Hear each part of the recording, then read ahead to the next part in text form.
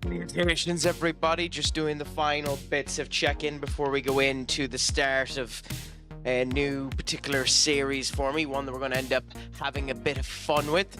Doc is going to go bonkers because today's session is one about the wrestling, would you know?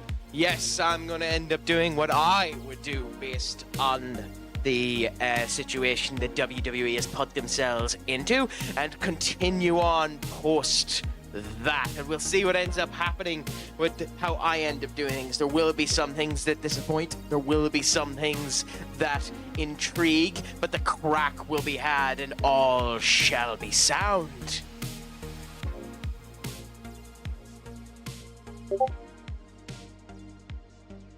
It's nice to see that is working now, that the actual incremental for each individual person is now working, so that's something nice for everyone to end up going through. So that's a bit of crack for absolutely everyone. We're just setting up a couple of things here now before we end up going and see how all ends up working. But with that being said, my friends, on this fine Sunday, what's a crack-a-lackin'? How is life treating you? Is all going good? Is all going grand? Is it all going saucy?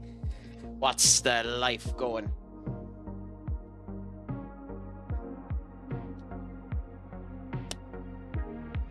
Oh, don't worry. I'll get into my opinion on all of that as I am doing the save, and my opinion on the WWE form of things, how they've set themselves up and how things would end up going, because I 100% agree with you, Skull. Seth didn't need the money in the bank. The one person that won it didn't need it. Guys.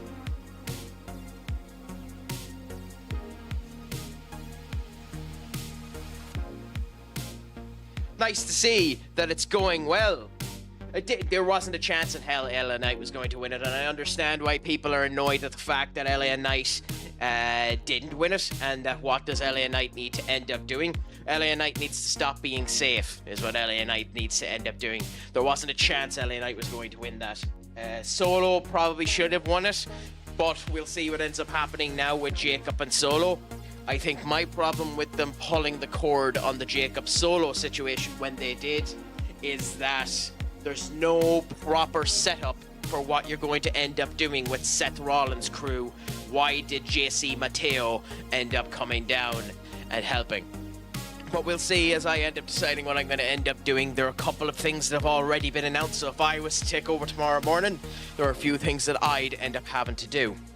So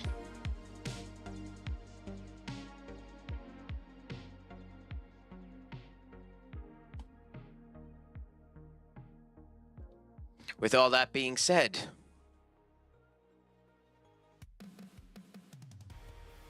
let's get into it.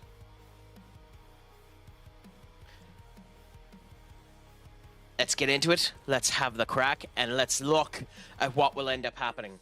Now, funnily enough, and this probably isn't the way you should end up doing it, I have it set up at the moment that it's starting from today. Some of the contracts are still in the situation that they're going to be. I'll sort that out as we're going through it. But for now, we'll just go on with how things are going. We're just going to focus on Monday Night Raw tonight, and we'll focus on other elements later on as things are going to go. Like this one in particular, that's getting re-signed. It's also wrong on when it's meant to be up, but this is the game assuming when things are going to end up doing. That needs to be removed. Okay, now that I'm after noticing it there. Some of these events are in the wrong spot, so just bear with us. Okay, cool. So the next event for WWE is meant to be June 28th, 19 days away, to Night of Champions. Now, WWE did announce how they were going to end up doing the men and women's Royal Rumble. But what they said made not a lick of feckin' sense, so I might end up ignoring what they ended up saying. But WWE ended up saying last night, and I'm going to end up sharing on TikTok as well, so just bear with me while I start that. So what was said last night was that the men and women's money, or the men and women's King of the Ring, the King and Queen of the Ring, will end up happening at Night of Champions, which begs the question why this event just wasn't called King and Queen of the Ring like it was the year before. But, you know, semantics aside, WWE being idiots, what's the bloody point? The way they announced it was that they were going to do a couple of Fatal 4-Way matches leading into a single tournament afterwards. I can't be arsed doing that, and I think that's a daft idea. So I'm just going to ignore that, and they did confirm there are going to be a couple of tournament matches set for Monday Night Raw. Now, with that being said, too, they haven't stated what any of those matches are, so I'm going to end up adding 2 of them onto this show and see how things are going to end up going. Now, there are a couple of things they did announce, so that has to happen on the show in order to be fair. Coming off of Money in the Bank, they announced the return of Nikki Bella. They announced the World Heavyweight Championship match of Jey Uso versus Gunther. They announced that both Seth and Naomi were going to show up. They announced that Becky Lynch was going to end up having a celebration as the IC champion. They announced that Liv Morgan and Roxanne Perez were the tension was going to continue on, and how would the Judgment Day deal with that? And they said that we might end up hearing the truth. So you'll be expecting that to come in. Now, with that being said, do you bring in Jacob Fatu? Do you bring in JC Mateo? Do they end up coming into the equation in this particular situation, considering how all is being done there? In my opinion, we'll play it a bit and see how things end up going, but play with me and listen to what I end up saying, and we'll see how things end up going. Now, when I've shown Pro Wrestling Simulator before, I have been quite intensive, quite strong in what I've been doing before. Now, this is down as 150 minutes of content, and Raw is a little bit different to... Am I? Oh, I can't be. Because I'm listening to myself. I'm not on mute.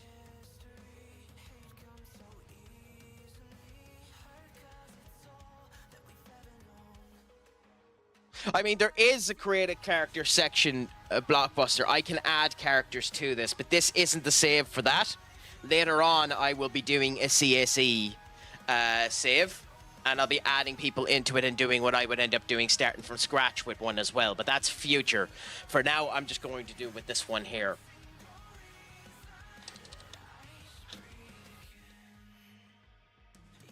So, first things first is that the June 9th, 2025 Raw is from Phoenix, Arkansas. So we'll end up doing that first of all as well. So we look for Arkansas, Arizona. Yeah, Arizona here. And within Arizona, they don't have Phoenix as a substation of it, but it is the PHX. So because that isn't there, I'm going to leave it with the size capacity we have, the local huge arena in there, because they don't have that particular arena in here. The one good thing with this, and it's handy for us, is that this has set up WWE's child promotions, main promotions, and partner promotions. We have all of TNA here because we're partnered with them. We have all of AAA here because they now own them. They have the relationship that's meant to be there with Noah and Marigold. For the most part, I'll probably be ignoring that. But just so we end up going down to it. Now, this Raw, after that, should end up starting, in theory, should end up starting with Seth Rollins. But I actually think you do your typical little promo video of, you know, elevated situations. Basically, it's a simulation skull where you end up booking whatever ends up coming down. It gives a rating on what you end up doing and you end up going through. It's a less interactive version of Football Manager. So, you know, it's just that type of way. So it's not it's not the greatest interactive thing in the world, but basically it's basically makeshift Booker the job. So I think one of the things that'll end up happening is they'll spend the first 3 minutes of the show just doing a 3-minute highlight reel, basically, of everyone that was in the match. So you'll have like a showcase of the women.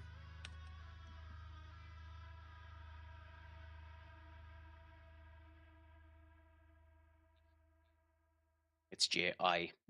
Okay, so you'll end up having that. So you'll have Julia, Alexa Bliss, Rhea Ripley,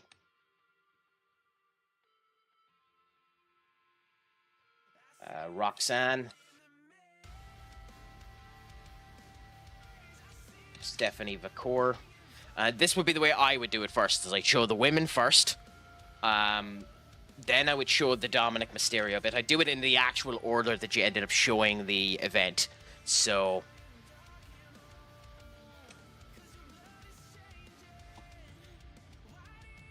like this. Then you do the Becky title change. So showcase all of that there. Like, this is just the easy bit. This is just the promo of the night before. So just the joys of them adding so many goddamn people into the show that you need to end up going through it like this. But that's an entirely different kettle of fish.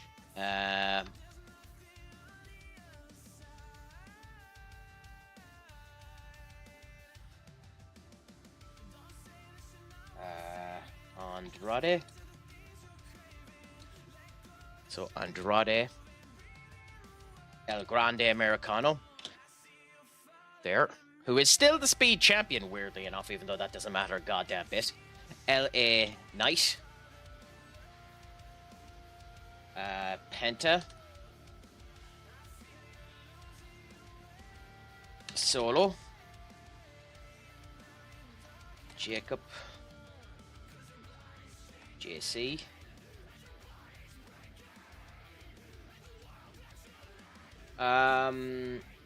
So that's them there, and then you do Cody Rhodes, Jey Uso, John Cena.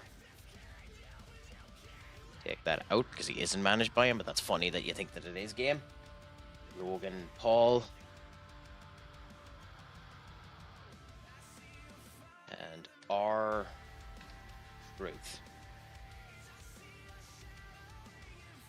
Yeah, get rid of that. Elevate this position. That's the entirety of everyone that is there.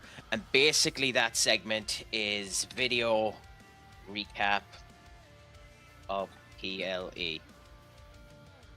So the Money in the Bank PLE.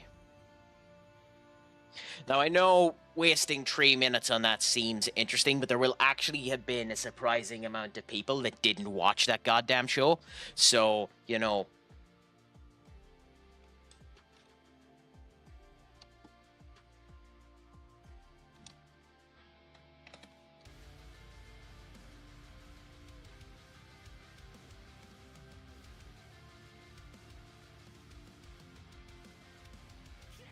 I'm only doing this once because it's easy. I won't be doing this in the future.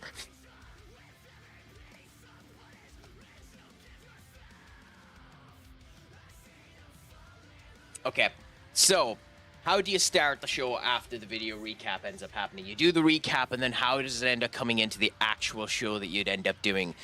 You'd think you'd end up picking one of the two winners of the Money in the Bank, Naomi or Seth Rollins. But I think you need to use Seth Rollins ridiculously sparingly, and in fact, we'll end up having him talk later on. And I don't think you use Naomi on the show at all. I think Naomi shows up on SmackDown. Now, I have a problem with Naomi as the Women's Money in the Bank ladder match winner anyway. And my problem with Naomi being the winner of the Money in the Bank ladder match is Naomi has no game face. And there's nothing wrong with that. It's 100% understandable. She is in a position that's great for her career and the whole lot, but that woman cannot hold a face. That woman cannot stay in character. She has such a problem all of the time staying in the character that she wants to be in. So ironically, what I would do with Naomi is throw her into absolutely everything and do the complete opposite with Seth and make Seth basically hide the fact that he has the championship or has the Money in the Bank, and Seth announced that he's going to go into the King of the Ring anyways with doing a solo Sikoa that was done the week before for the Money in the Bank with Braun and Bronson going into it anyway as well. So how do I start this off? I think the best way to start this is actually to bring Cody Rhodes out. The one that pinned John Cena. Mike, thank you so much for the follow. What's a crack-a-lackin' with you? How is your Sunday treating you? You've joined just as I'm going through how I would end up booking Monday Night Raw for when we're ended up going through this. We'll see how things end up going there. I think you end up doing an elevated entrance for Cody Rhodes. And like all of these things, entrances take far too long. So you're talking about 3 minutes for Cody's entrance.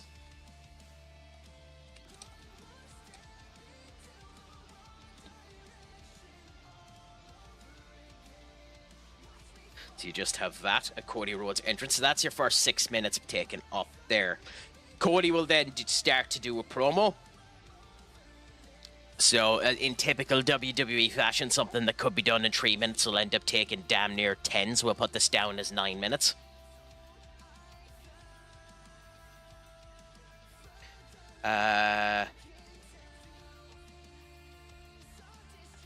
One step closer. Rambles about saving wrestling, and with this win will get Cena ASAP, be that via King of the Ring, or because WWE hasn't mentioned this, his goddamn rematch. Because WWE hasn't mentioned that he has that. So, you know, that's an interesting little tidbit. Now, I had mentioned a couple of weeks ago that that the match I was thinking that would be set up for SummerSlam to a couple of friends of mine was Cody Rhodes versus John Cena with R-Truth as the special guest referee.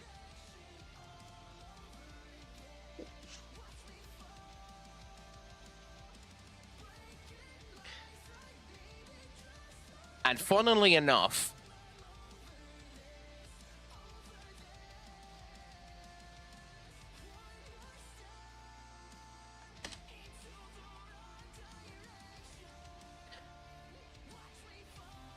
that's what I do.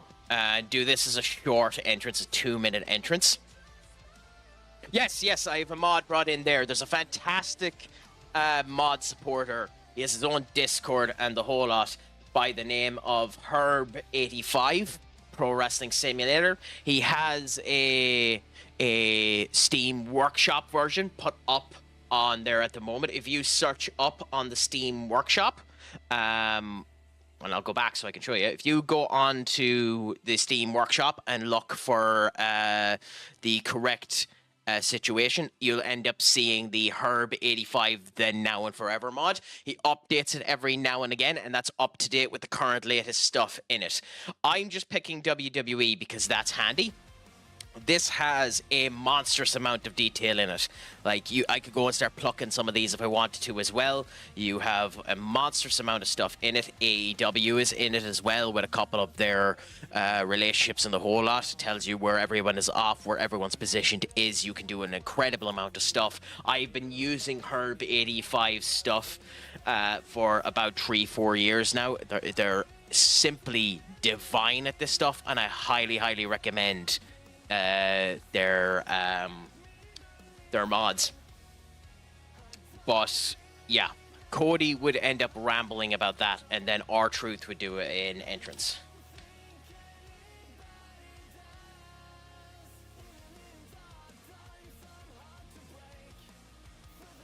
And I actually think R-Truth's entrance should be his old Little Jimmy entrance where he comes out to no music. So he literally just comes out and walks down to the ring.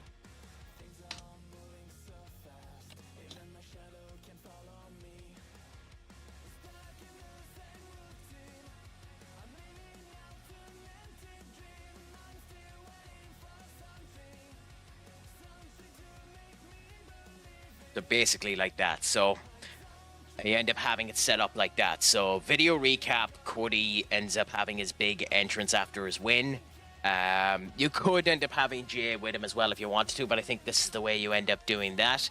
They ramble about that, and I know it's funny enough that you're doing all of this for this particular situation when it's the SmackDown Championship, but I think this is the way you end up doing it.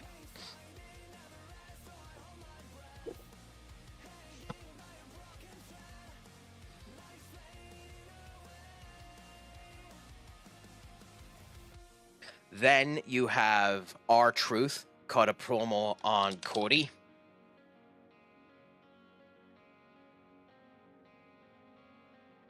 And Cena.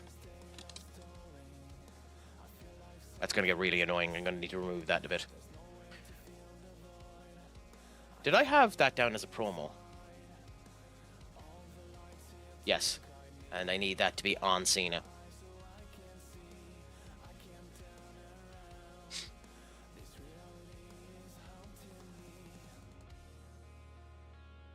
Have I missed something between the two of you? What are you ready for, my friends? Skull and Blockbuster. Have I missed something between the two of you?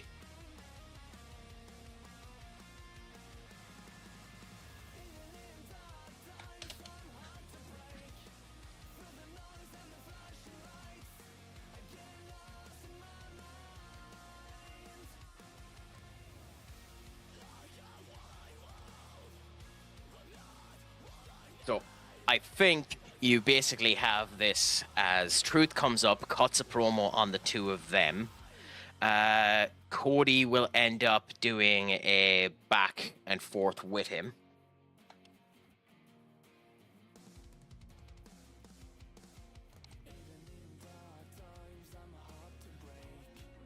So the two of them will end up shouting with each other for about, you know, knowing, again, everything in WWE is long, so about 5 minutes.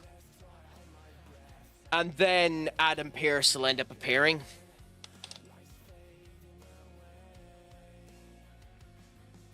And we'll make the match R-Truth versus Cody Rhodes for the first, and the winner faces Cena at Night of Champions.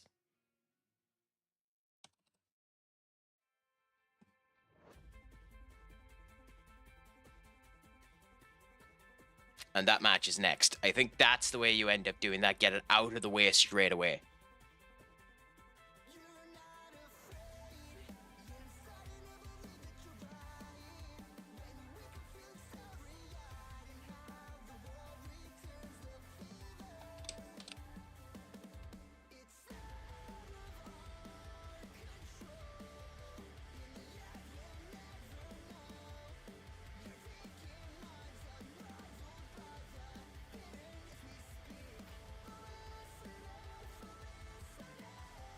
And I think, honestly, that's the best way to end up doing it, because that's your first 23 minutes. It sets everything up.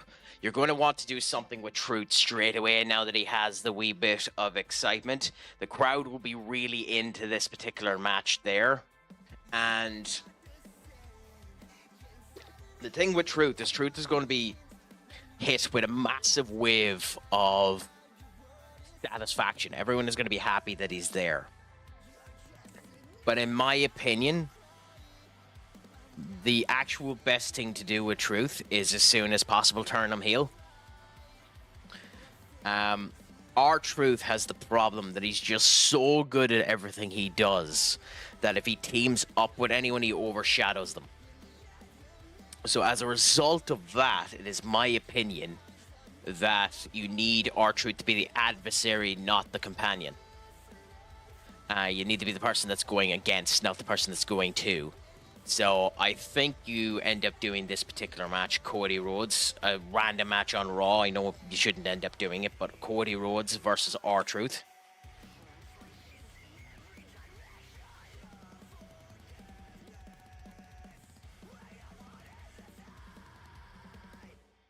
Now, here's the interesting thing about the last few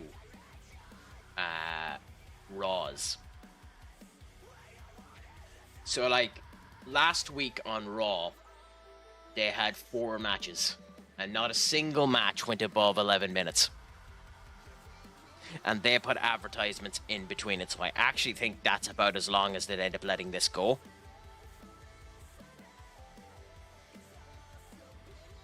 I think they'd probably, not that it matters for the referee, but they'd probably end up using Chad Patton for that. One of their well, no, Chad will be used for the main event. So they'd probably end up using Eddie Orango for that. The 2 of them are still on the agent for that. It doesn't matter who the agent is, but you're as well pick someone who's grand at this type of stuff. So Shane Helms, I suppose. In my opinion, the winner of this match has to be Cody.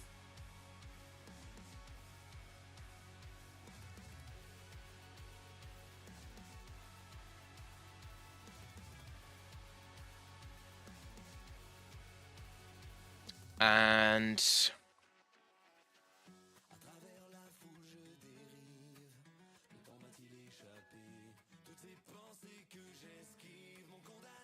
how do you do this?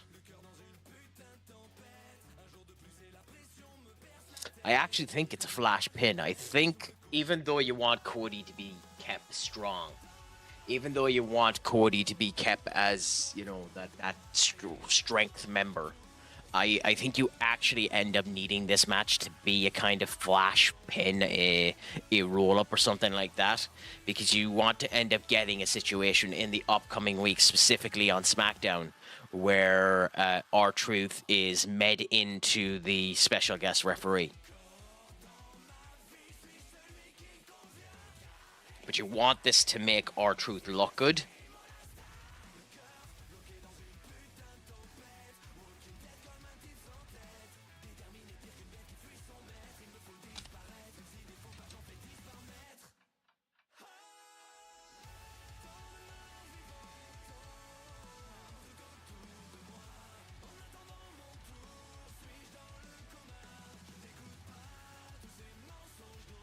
I just spell official again. OFFICIAL. Is that right? No, that's wrong.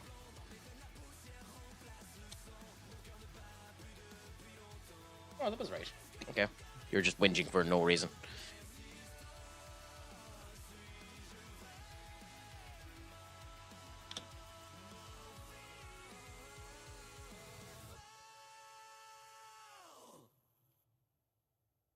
And I think you get that out of the way as soon as possible.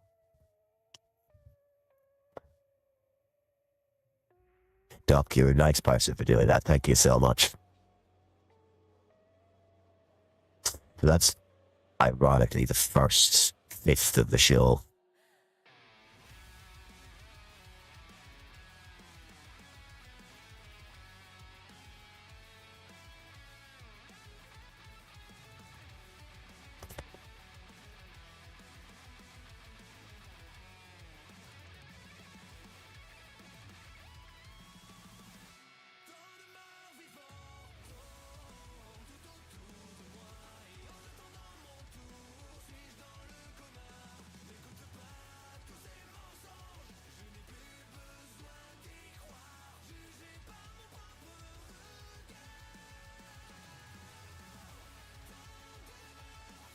But yeah,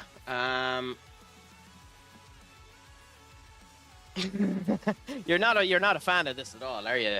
Are you, Duck?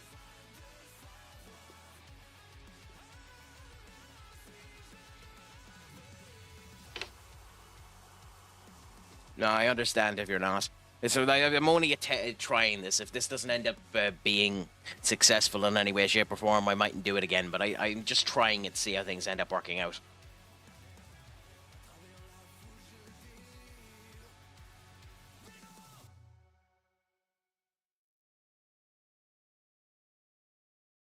I think after Truth gets pinned,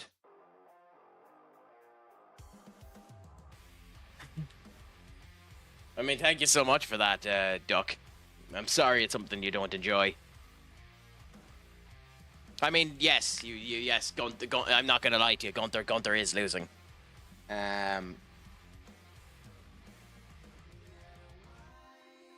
Because it's the wrong time to do it.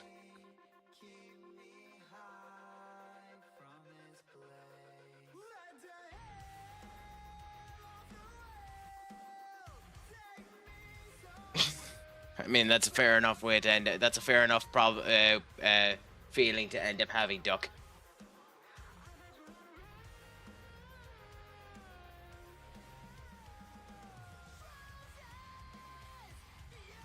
I think after that, the camera will end up panning back to Chad Gable.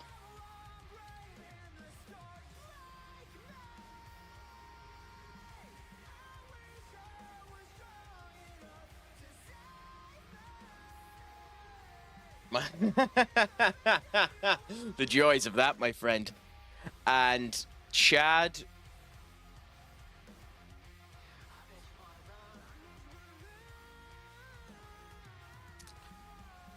Well, Chad's subject matter would be everyone that was in the Money in the Bank ladder match.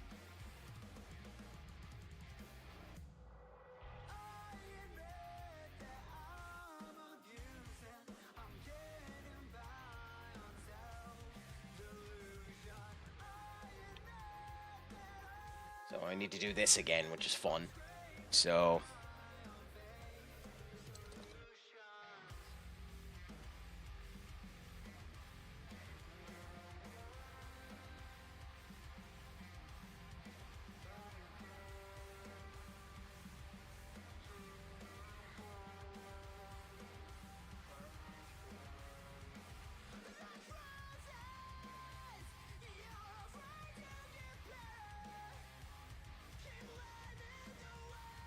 God damn it. Hey, yeah, El Grande, because El Grande is part of it, but not there. LA Knight.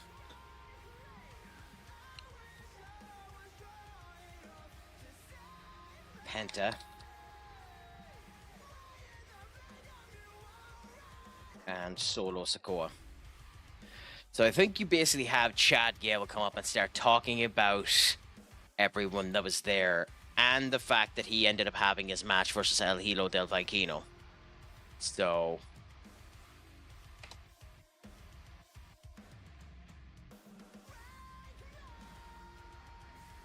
you'd end up having a basically 4-minute segment with Chad. I took a world champion to his limits. Let's do it again. So basically you'd end up having Chad talk about the fact that he had the match the weekend versus El Hilo del Viquino. I'm not 100% sure about that, my friend. That's interesting to end up knowing. Let me know if you figure it out.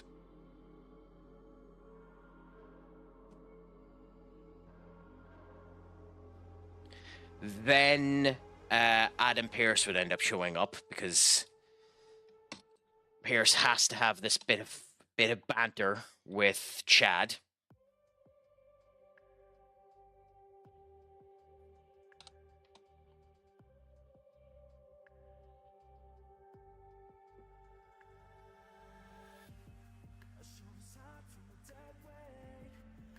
And then he'll make a match for next, which would be Chad Gable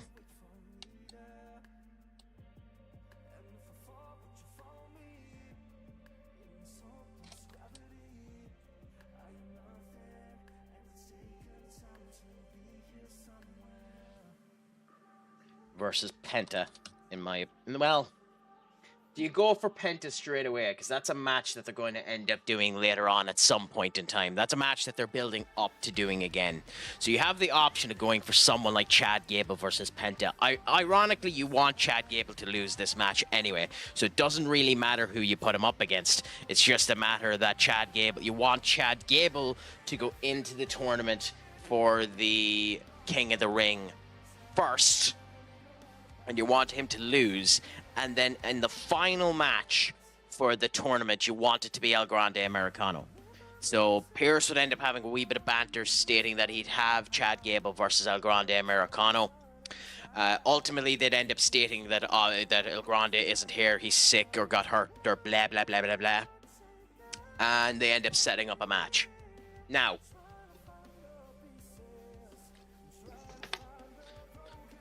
what I would do is this. I would basically have it that Chad gloats for about 2 minutes.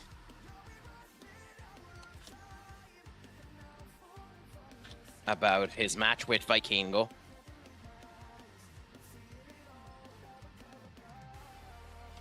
Then about El Grande's performance in Money in the Bank. Pierce appears, agrees,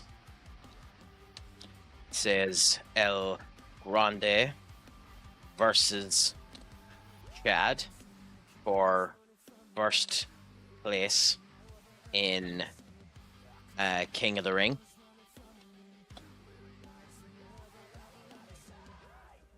However, El Grande is injured. Got a knock.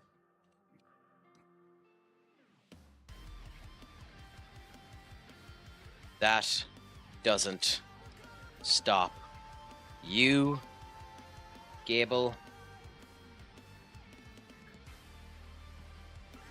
Your match is now. Basically, you end up setting it up that way.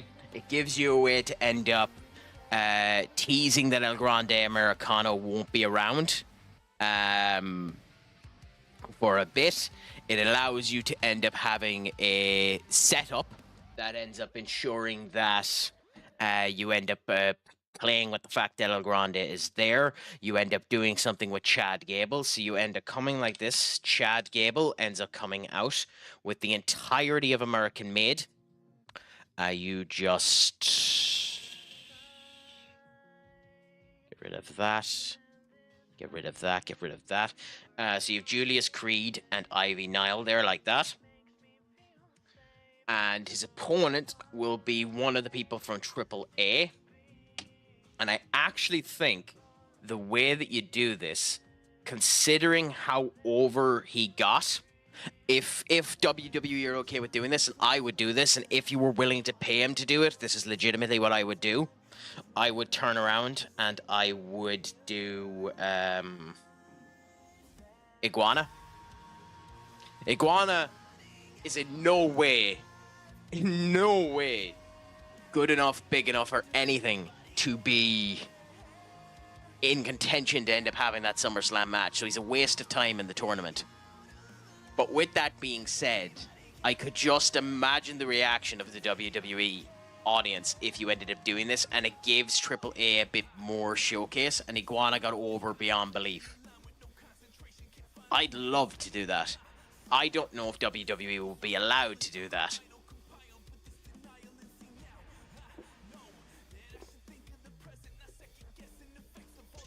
So it begs the question of what do you do? Do you go with your heart and what you would want to end up happening? Or do you go with what is somewhat realistic? That's what I'd want to happen, is Chad Gable versus Iguana, and Iguana pick up the victory. And specifically pick up the victory because someone like Penta ends up coming out and El Hilo del Vikingo to help Iguana. If you're going to keep AAA around and you're going to make a big deal about them, you need to end up using them in more than just NXT. And El Hilo del Vikingo has showed up a good bit on Monday Night Raw for his interaction with Chad Gable. Some of the other ones should continue to come around here. So I legitimately think this is what you do. You end up going Iguana. Now, Iguana's not going to go very far in this, but you go with Iguana and...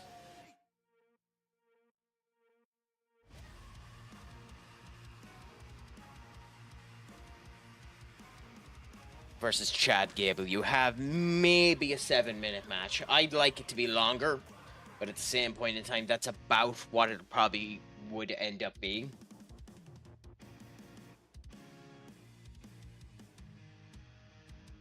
And that's probably where you'd end up going, a 7-minute match like that. And you'd have basically Iguana win thanks to interference.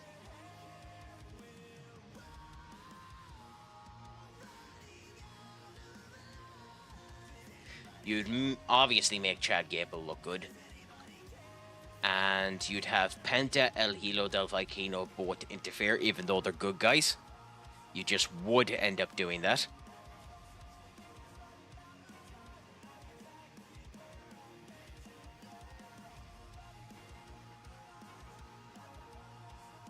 And then that would basically end up meaning that Iguana is the first one into the tournament, which is fascinating to me, but I think makes sense because you then have him lose the next time you end up having him face off against someone. So I think the tournaments should be...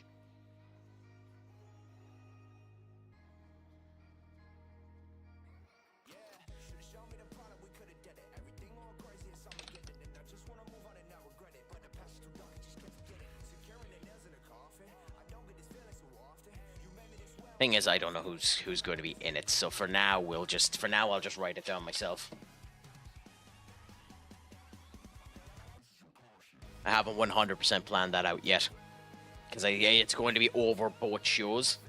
So I think you go with this match. Oh god damn it! I didn't save it.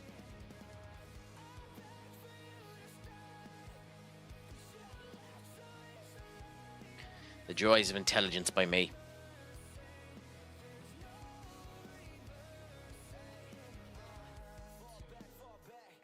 I've hardly had any reds this season. Happy out, Duck. What have you changed in order to end up having that occur, where you have no reds in your save this season as opposed to what you had before?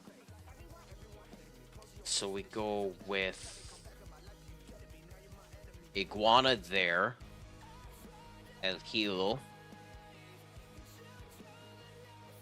And Penta.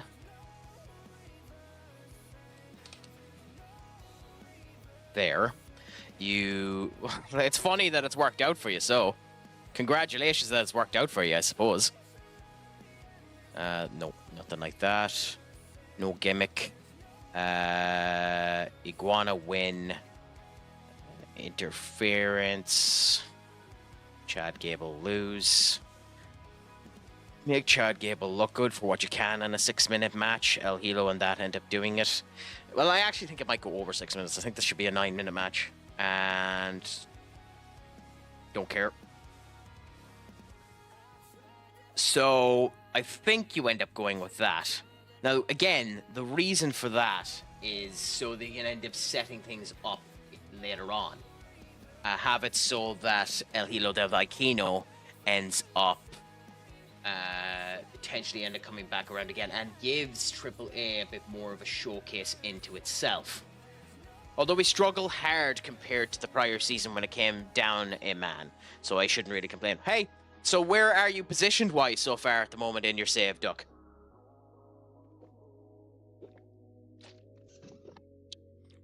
I would do that. I'd have Chad Gable end up losing. Iguana ends up going on, so...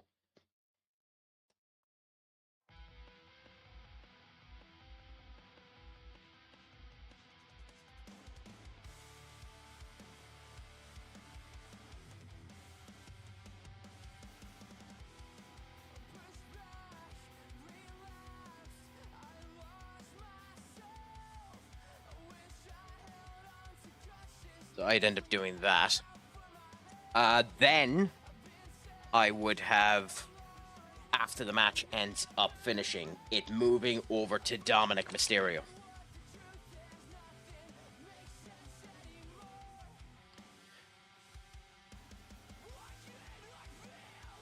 Now, here's the big thing with this one.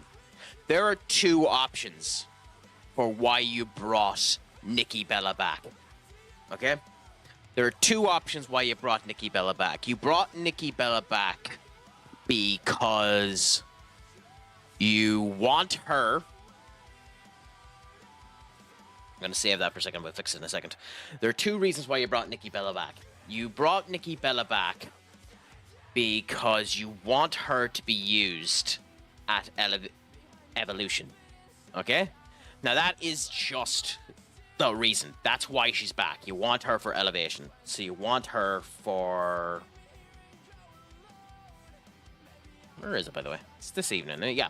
For WWE Elevation in 34 days. So you want her 1 month's time. You want her for Evolution. Okay? Now here's the thing. We haven't been told if Brie is back with her. So there are two options on how you do this. And it depends heavily on if Brie Bella is back. If Brie Bella is back with her, you have Nikki Bella interact with Liv Morgan and Raquel Rodriguez, and you have a tag team match of Liv Morgan and Raquel Rodriguez, the tag team champions, I think.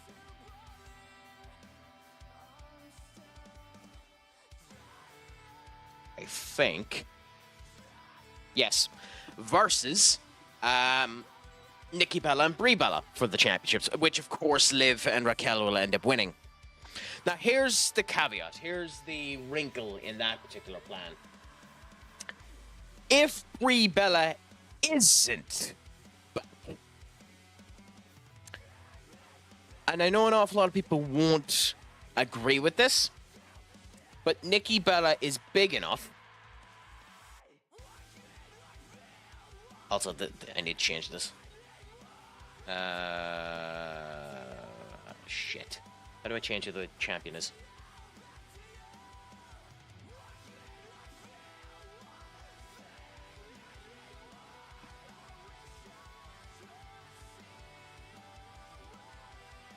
Titles. Okay.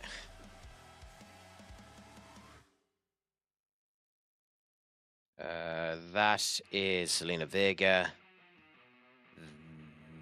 The World Heavyweight Women's Intercontinental Championship, owned by that. Current champion is Becky, because that literally changed, so we need to do that.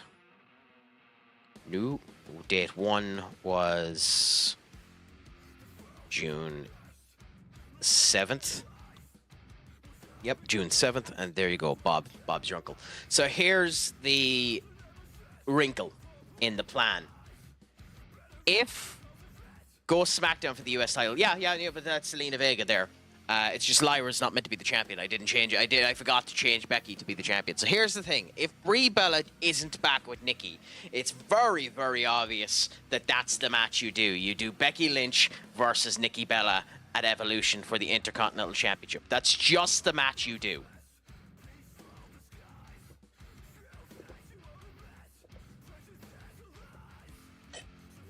But the problem is Brie back? I don't know that. So because I don't know that, and I'm going to go with the assumption that the answer is no, I'm not going to do what you should do here, which is have the Bellas interact with Liv Morgan in this Dominic Mysterio segment.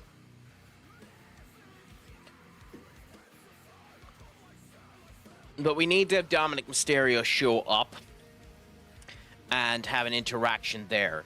If we're not doing the Bella Twins in a tag team match versus Liv and Raquel, which is what should happen here, if we're not doing that, which I don't think we're going to because we can't confirm that that is what's going to end up happening, I think what we do instead is we set up that Pierce has created the first women's money or a Queen of the Ring competition And because Pierce is an arsehole, we set this up to be Raquel Rodriguez versus Roxanne Perez. The first one goes through, and obviously Roxanne wins. So here's my question, Skull. Which do we go for? Which do we go for? Do we go with what is likely going to be the case, and Brie Bella isn't back with Nikki, because otherwise they would have announced both of them? Or do we go with the fact that Nikki is on her own, and that it is basically going to be Nikki at Evolution and Brie won't be there? Or at least won't be in a match there. So what do you recommend, Skull? What do you think?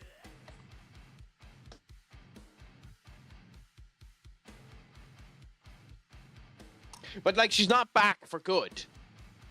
She's not back for good, so that's the thing about it. And it's blatantly... And she's announced for Raw, so they're doing something with her. I'd agree with you. I'd put her on SmackDown. Problem is, if you put her on SmackDown, you'd be putting her against Zelina Vega, and Zelina Vega should have that championship ripped off her arse so fast it's not even funny. But that's going to be the match at Evolution as well, I think. I think the match at Evolution is going to be Zelina Vega versus Julia, where Julia's going to rip that championship from her hand so fast it's going to spin. If you watch my comments on SmackDown, Zelina Vega pissed me royally off. But yeah, I don't think Brie is going to be back. So I think that's how you do it. I think you have Nikki come out and Becky interrupt her. Becky turn around and state that the great is here and Bob's your uncle happy out.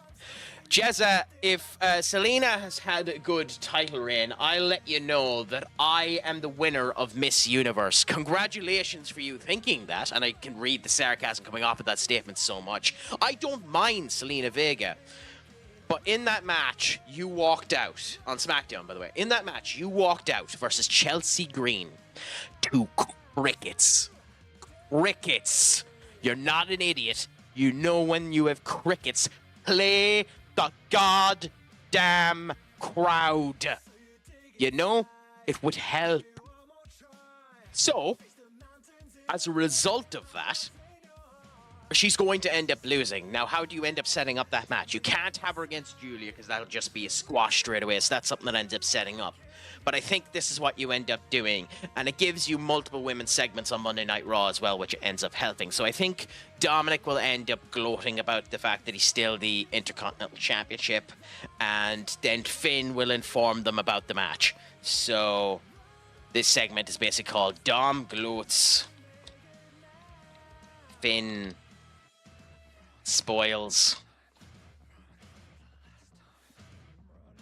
Rox versus Raquel. Because we're not going to go with the tag team match, I think that's how we end up doing it. By the way, feel free to pop in and state how you would end up going with it. Oh, with the way WWE is going, probably not for another year, to be honest. It's hard to know. So it's interesting, that. But we'll continue on anyway and see how we'd end up doing it. So I think Dom gloats he'd beat all the luchas. And that's going to set up for Dom to be included in the King of the Ring. And the match that we're going to end up doing with Dom will be Dom versus JD as a way to spread the lines again on Finn, where Finn needs to choose between Dom and JD. But that's next week, not this week. I think they do, Skull. I think they want Dom as a babyface. And I think that's the right move, to be honest. But I think Dom gloats that he beat all the luchadors. And so you get a minute of Dom gloating about that. 2 minutes of Dom gloating about that. A joke about Iguana.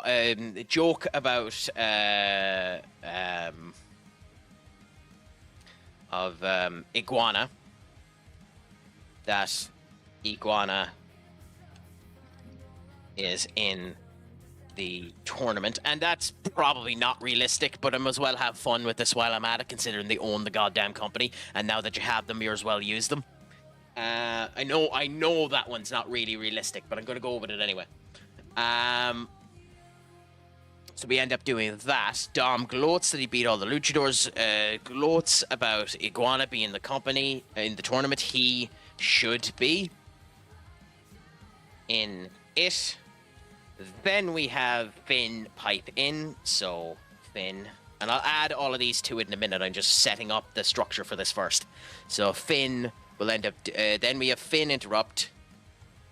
Finn state, well, you're not, boss. And Finn, ironically, is the announcer of Liv Morgan, or not Liv Morgan, Raquel Rodriguez, well, with Liv, I suppose, versus Rox.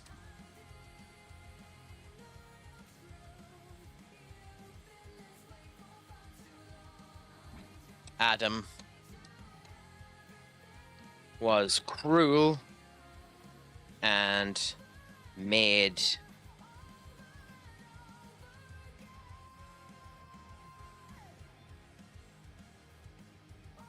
Rox versus Raquel as the first queen of the ring match next.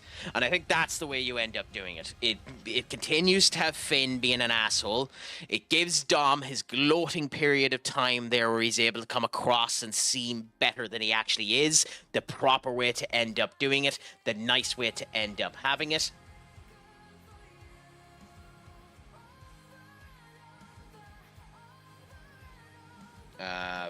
Also, by the way, I suppose... Give me a second.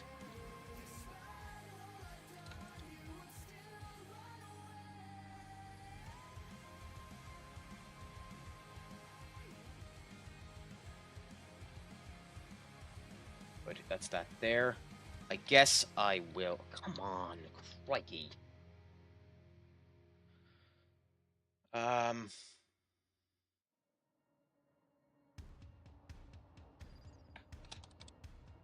Sorry, bear with us a second. Okay, do that, and then that means I can go and do that and pin it to the moment, I suppose.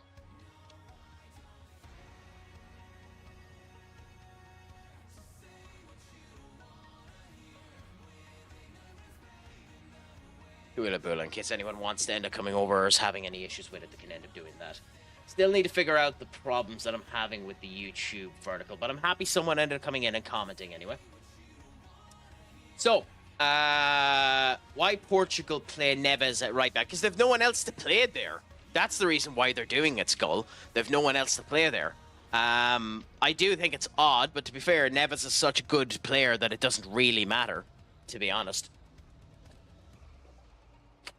Yeah, I repeat my statement. There's no one else to play there.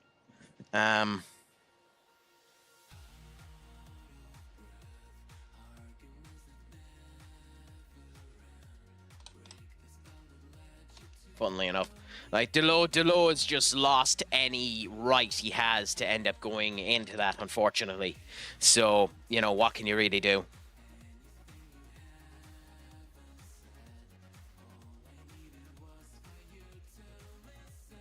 I know he's on the bench. He's going to be there as an option. He just has no right to start.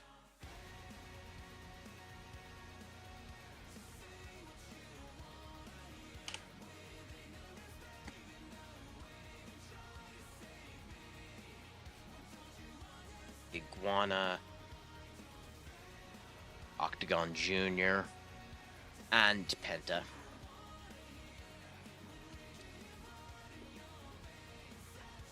Like that. That gives Dom his gloatingness. So you have Dom gloating about the luchadors and that he should be in the tournament. You have Finn stating that he's not, but that the match between Raquel and that is going to end up happening.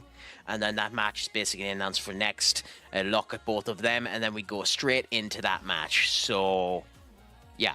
So at the hour mark, we're going into that particular match of Raquel Rodriguez with Liv Morgan versus Roxanne Perez. And I think that's the way you end up doing that.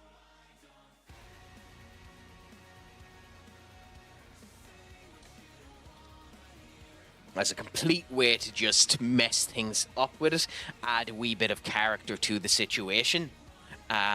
Do that. We have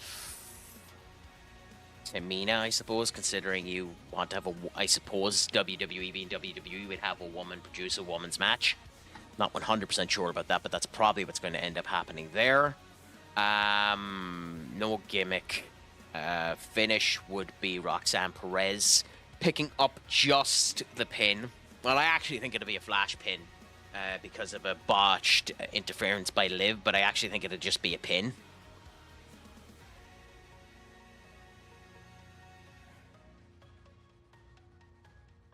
And make Perez look good as a weird situation, but I think that's the way you end up doing it.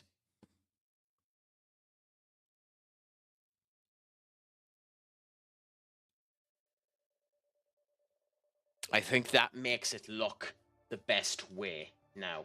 If it's me, I think that's the match you end up doing. I know it's an odd dynamic to have them do that. I also think you have the rest of Judgment Day out there. So Finn there, Liv there, JD, Dominic, and unfortunately, I don't know what's happening with Carlitos until I know we still have him on the WWE roster, but he won't be there, obviously, because who knows if they're going to bring back Carlito the same way they did with R-Truth. But I do think this is the match you end up doing. I do think it's another 8-minute match. I'd like these matches to be longer, but I do think that's the way they end up doing it. I do think it'll be a regular pinfall. Now, let's actually consider something. So, in the Money in the Bank ladder match, Roxanne Perez had interactions with Stephanie Vaquer and Rhea Ripley. So you have the option now within the Judgment Day having a match in between themselves to have Rhea Ripley or Stephanie Vaquer show up. This is a heel versus heel match, which isn't a great way to do it.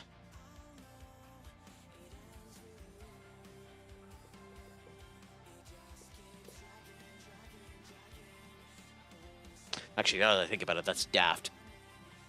That's actually daft. WWE's making a big deal about Stephanie Vaquer.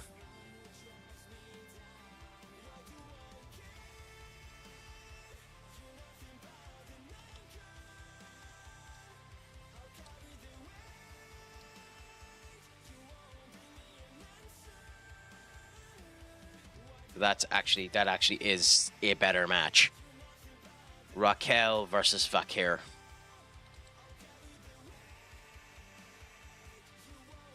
And that actually is just a better match. That makes far more sense for it to be Vaquer. Really? Oh, she's still down on NXT for some reason. Why are you the NXT champion? Okay, we need to remove that as well. Okay, fair enough. We'll fix that in a minute.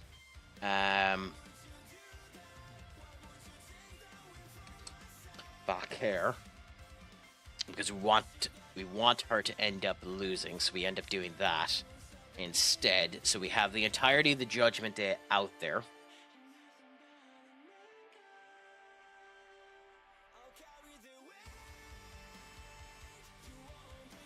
Finn Balor, Liv Morgan, JD McDonough, Dominic Mysterio, and Carlito versus Stephanie Vaquer there. And eventually what's going to end up happening here as a way to bring things back around is when Roxanne ends up trying to interfere, Rhea Ripley will end up coming out into the match. Inevitably, that will leave Stephanie Vaquer getting a win. And that's the way you end up doing that. You make Vaquer look good. Vaquer is the first one through. You end up having that, and that be the case of the people that interfere. And that actually is just better.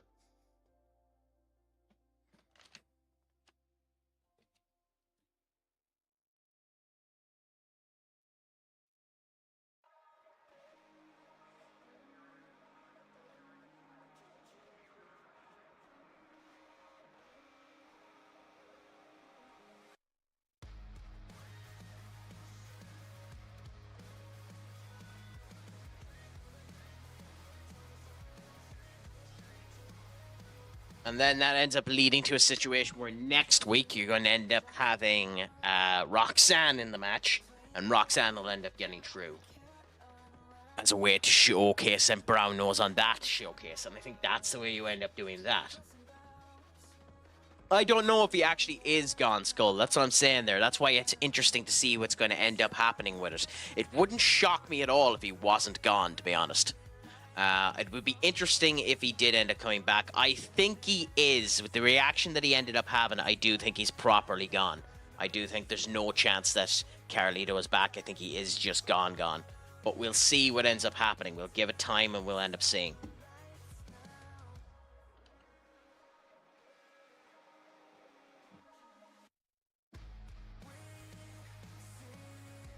Okay. So, we now have 62 minutes of the show booked. We can add up to another 88 minutes.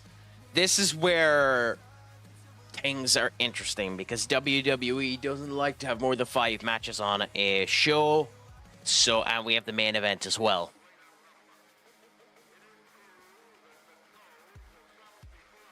I mean, I prefer them just not re-signing someone as opposed to releasing them. But at the end of the day, it still is a horrible situation to have happen.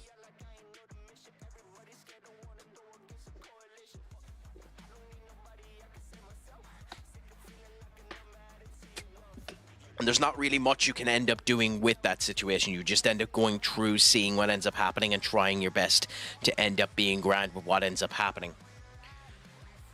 So, I think after...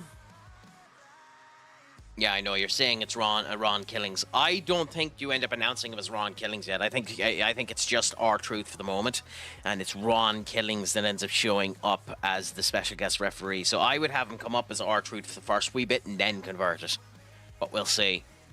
I think after that segment, where you end up announcing the second person into the tournament,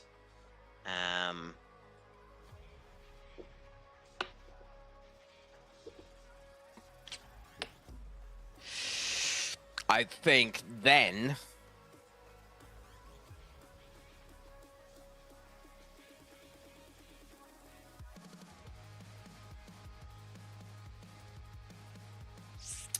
you have a promo segment with Jey Uso interacting with Sami Zayn, because of course you do. You still need to tease that. So you have a talking amicably situation between Jey Uso and Sami Zayn.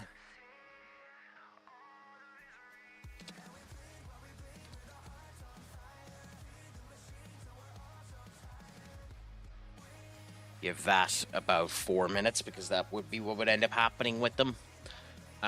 Once that ends up happening, you probably move the camera over to Gunther.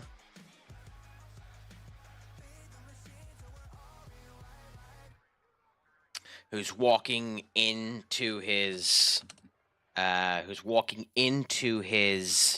locker room, and you just literally ling on him for 1 minute as he refuses to say anything.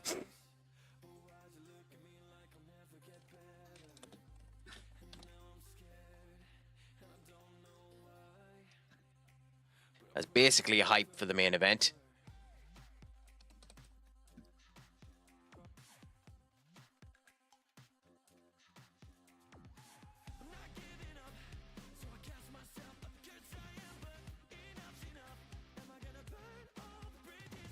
Basically, you have Jey and Sami talk. Sami warns Jey, and then they tease a wee bit of tension, because it wouldn't be right if they didn't end up doing that. They'd do that every bloody time the two of them meet in a goddamn ring. And then Gunther refuses to interact. And I think that's the way you end up doing that, because you want to show that Gunther is all focus. You want to show that Gunther is... nothing is distracting Gunther. Gunther is just waiting and ready to end up going in and taking apart Jey when that ends up happening. So I literally think that's how you end up doing that. Have a quick 5-minute segment like that. Then you end up doing the Nikki Bella bit.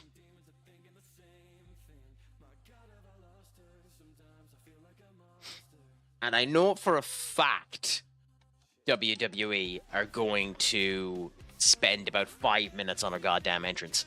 So I'm also going to cheat a bit for a second. This is something you're not really meant to do, but screw it.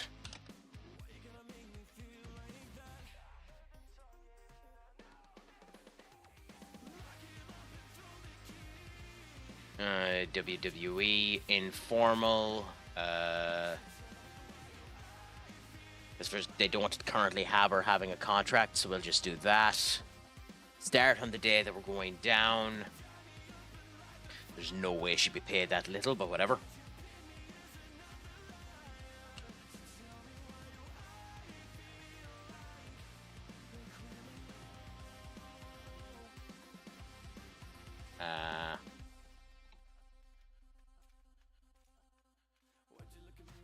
Let's just do it as written. Screw it. Okay, I need to ban you. The joys of having an evader come true, so ban. What? Coolaboola. I'll just add you as that.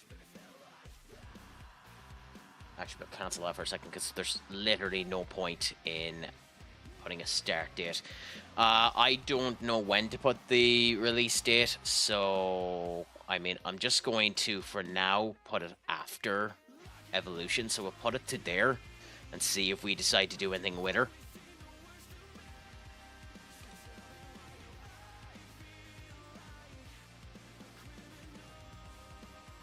This is cheating, by the way, but we know that she's there and they've already agreed to this. Otherwise, I'd need to do the actual negotiations and all that stuff myself to add her.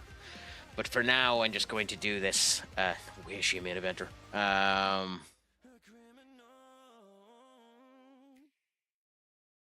None.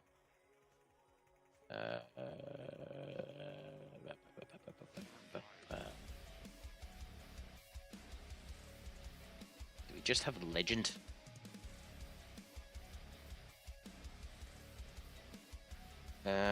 No. So we'll put down that at the moment, and I'll leave that 50 maybe. We'll just do that for them. God damn it, Craic. Okay, so back to the game. So now we do the Nikki Bella bit. So we know she's showing up. So we've that hype done there, and then we do the massive entrance. And WWE are going to milk that for everything it's worth. So I think they'll end up doing the guts of a maybe 60-minute goddamn bit.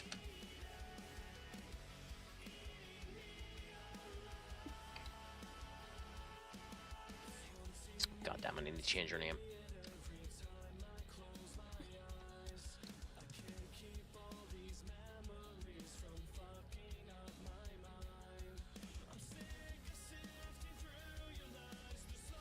There we go. Do that. So we go back to this again and we add in her entrance. We go, this is WWE, not that, because she's not on any brand yet, because she can interact with all of them, and she's only here for Evolution. That is the only reason she's here. So you give her an extravagant entrance. You give it about 6 minutes, because of course they're going to end up doing it. Legend, quote unquote.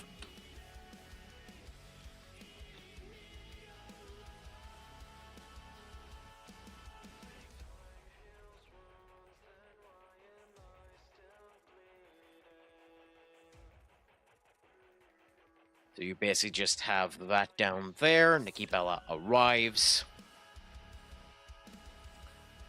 Now, I genuinely think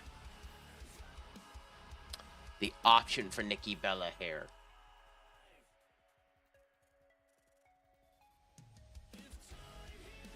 is Becky Lynch.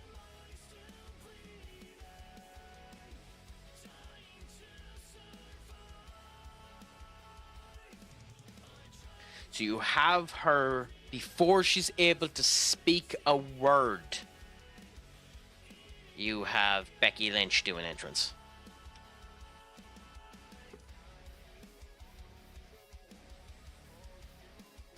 And Becky Lynch have a small enough entrance, nothing too extravagant.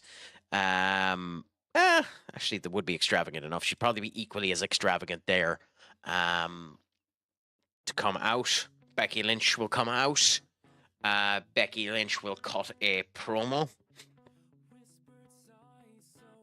on Nikki.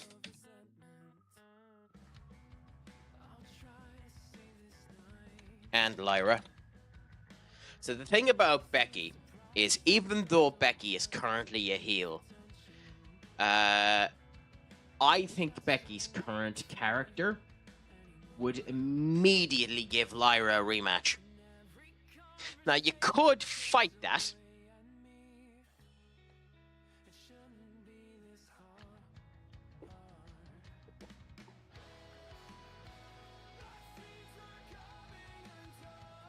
Which I think is actually the best way to do it. Because you have two options. They have Night of Champions as the show in Saudi Arabia. And the problem with Night of Champions, and this is why I hate that it's called Night of Champions, is Night of Champions should have all of the champions being played. Now, I don't think Becky Lynch is going to end up having a match at Saudi Arabia. I think she should. I think it should be Becky Lynch versus Lyra Valkyria again.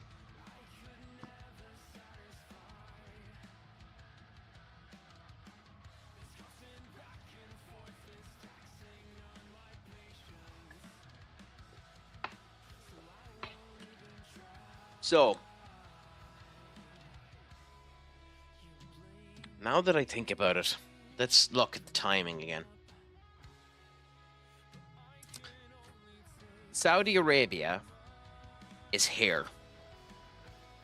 19 days away. After Saudi Arabia, we then have Evolution. And after Evolution, we then have the 2-day SummerSlam.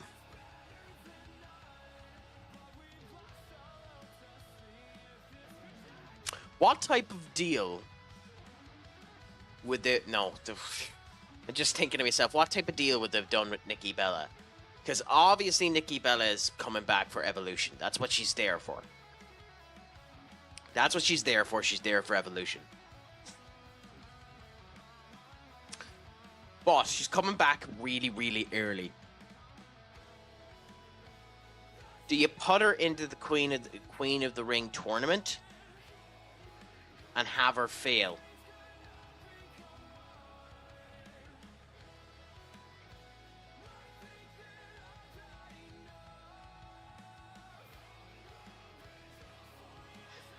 So, like, the options you could do is play Nikki Bella around Lyra Valkyria and Becky.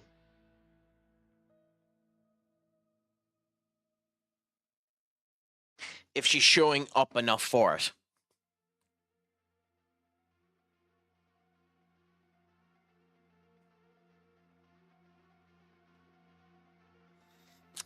So how do you do it? What's the best way to do it? I think you have Nikki Bella arrive. You turn around and you get her to say she's going to join the Queen of the Ring tournament.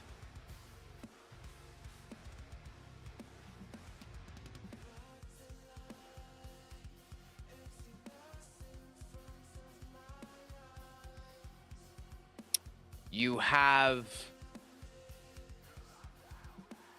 Lyra Valkyria on Raw go one-on-one with Nikki Bella and shock everyone with having 2 back-to-back women's qualifying matches.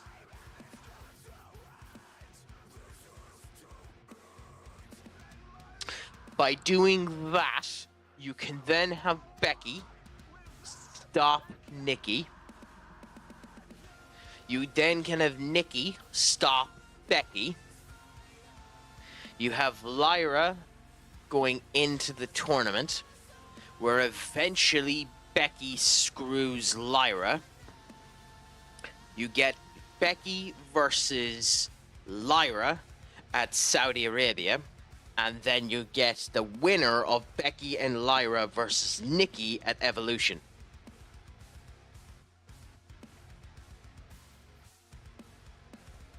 That only works if Nikki's willing to do 2 matches.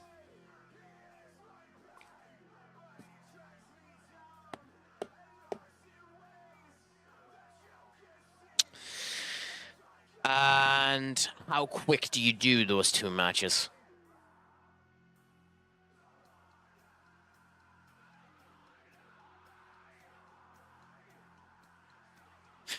No. Although you can tell me if I'm on anyways the right track, Skull, or if you think I'm being delusional in the thought process of what I'm doing there. Does that sound like it's a good idea, or am I going into the weeds a bit there? Because I don't know why they've brought Nikki Bella back so fast, and the only problem with Nikki Bella is blatantly Nikki Bella versus Becky Lynch. Nikki Bella versus Becky Lynch is obviously the match that they should do at Evolution. Well, it isn't, but that's the match that they're going to end up setting up. She won the goddamn championship. It's why she should end up doing it. So how many matches does she have in her stream? Because what I would do, if she has multiple matches, is immediately make her have a match here. Surprise everyone, come out dressed in her usual wrestling garment, because she never shows up without a wrestling garment. Joke with, be interrupted by Becky Lynch, who turns around and says she doesn't deserve to be in the Queen of the Ring. And then have Lyra Valkyria come down, immediately do Lyra Valkyria versus Nikki Bella, have Becky Lynch sit ringside and interfere in the match to make Lyra win, because she feels sorry for Lyra after taking the championship from her. Eventually, that'll end up leading to Lyra Valkyria getting kicked out of the tournament later on by Becky Lynch coming back and interfering. Becky versus Lyra at Night of Champions. Becky versus Nikki Bella at Evolution. And then if you're using her at SummerSlam, maybe a traditional tag team match at SummerSlam? I don't know. It would be better if it was Survivor Series. I don't know why you use her at SummerSlam unless she beats Becky.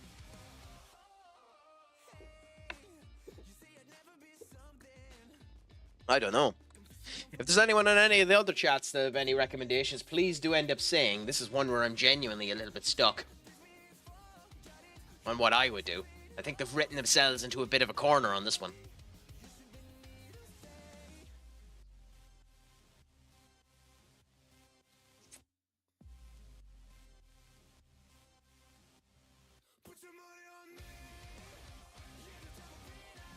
Screw it. We'll go with that.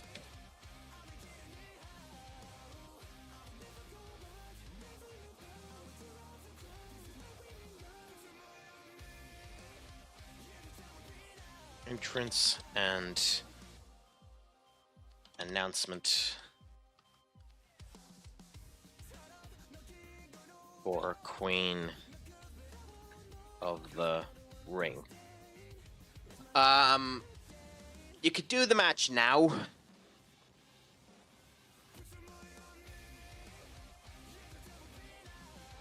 Or additionally, you could do the match the following week.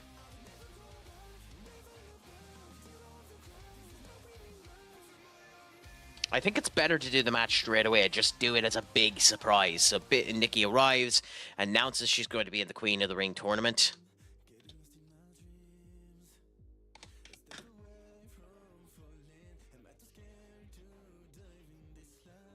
Then Becky shows up. Does a kind of big entrance herself.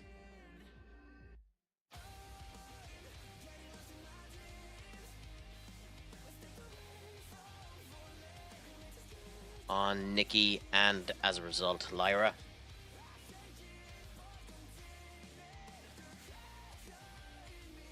Becky. Here's big entrance. There's Nikki not deserving. Should be return of Becky 2 belts. Because why not make that inclination of what you're going to end up doing? Have it that Becky ends up talking around saying that she should win at Saudi Arabia, so that she goes on to SummerSlam to face Io Sky, so that she can be Becky 2 belts, like Lyra was Becky 2 belts.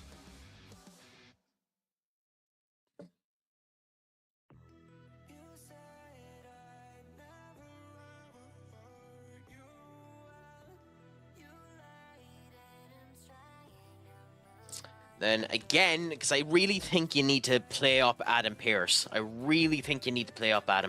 think Adam Pearce comes out again.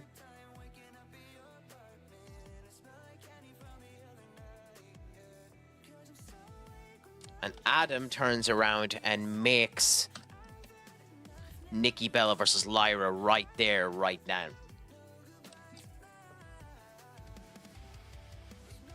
Comes out and says there, Becky 2 belts. Pearce comes out,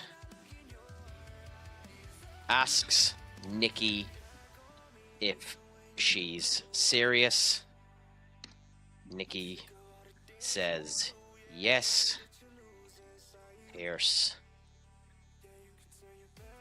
says okay. Then your match is now versus her Lyra entrance. And I think that's how you end up doing that. I think that's the whole segment you end up doing that.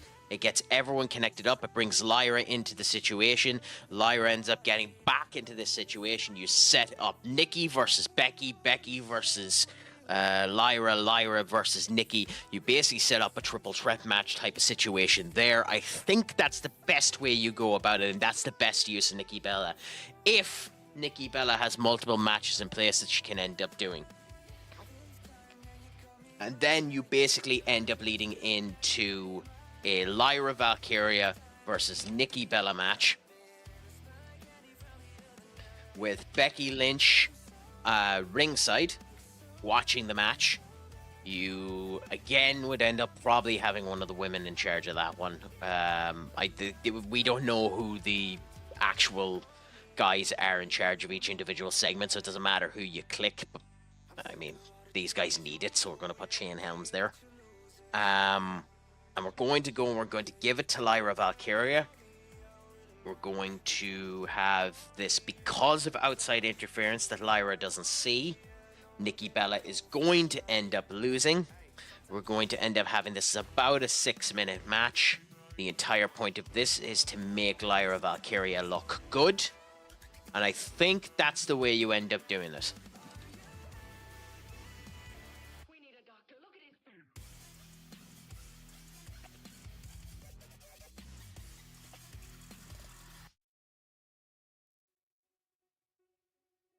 Out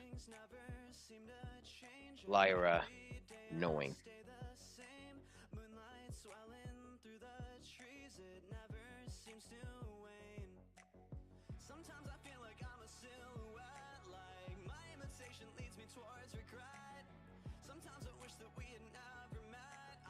Okay, so that's that. Now, that gives us 90 minutes of the show 100% booked. Now, WWE Raw is an interesting show in that its commercial break periods of time are done with little individual segments of video packages and little individual segments of promos. Now, we're going to need to add them into this. So, on an average Monday Night Raw, I'll go through it in a second. If you want to wait until the end, I can describe what I'm going through since you were late, or I can give you a quick. I'll give you a quick update on what we're at because I'll be doing it at the end anyway. This is how I would book Monday Night Raw. Do a 3-minute video package of what ended up happening because why the hell not? Start off with Cody coming out after the big win, rambles about his win and the fact that he wants to end up saving wrestling, and he'll do it via a match with John Cena, either by the King of the Ring or by another means of ended up doing it, because he should mention that he has his goddamn rematch. Truth appears with no music. Truth says he deserves it because he got the opportunity. You have your first Money in the Bank, or not Money in the Bank, King of the Ring qualifier match. Cody Rhodes ends up pinning Truth, but barely. Cody Rhodes versus John Cena announced or not King of the Ring. Cody Rhodes versus R-Truth announced for Night of Champions. That's 1-on-1 there. Eventually, that's going to be with R-Truth as a special guest referee. We'll continue to do that out. I think you need to use AAA, so that's why we use Mr. Iguana. I know there's multiple things you can do there, but he's massively popular here as well. Use him now while he's there, and he'll get knocked out soon enough. Dom gloats about that going down. Then we have Raquel versus Stephanie Vaquer. Stephanie Vaquer True, so Iguana and Vaquer first True in the tournament, just as a way to hype up AAA. And then we're here at the Nikki Bella bit.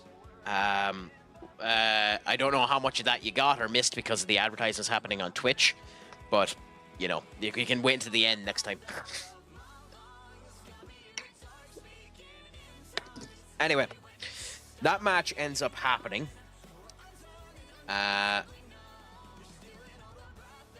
So I don't know what they're doing with Nikki Bella.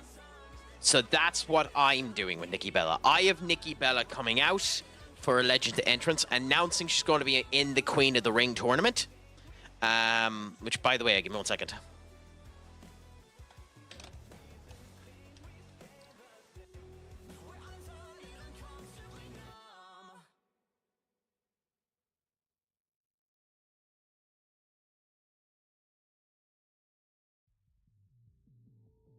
Yeah, I don't care, Chad.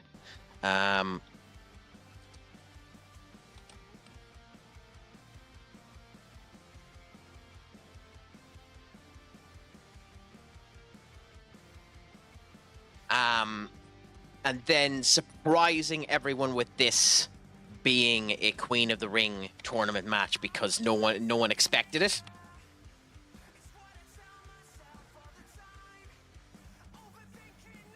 So you have announced 2 of the women, 1 of the men. Nikki Bella is there for a reason. It gives you a setup for Becky versus Nikki at Evolution, and there's how we end up doing it. I had a good weekend. I actually enjoyed most of the WWE shows that were on, and it got me kind of blood pumping to try this. I don't know what everyone ends up thinking about it, but it's something different and it's something nice. And at the end of it, I can end up clonking it up into a segment for a video or something like that, and end up going like that and see how it ends up working. So I'm going to record at the end of this to see how it ends up working, but that'll be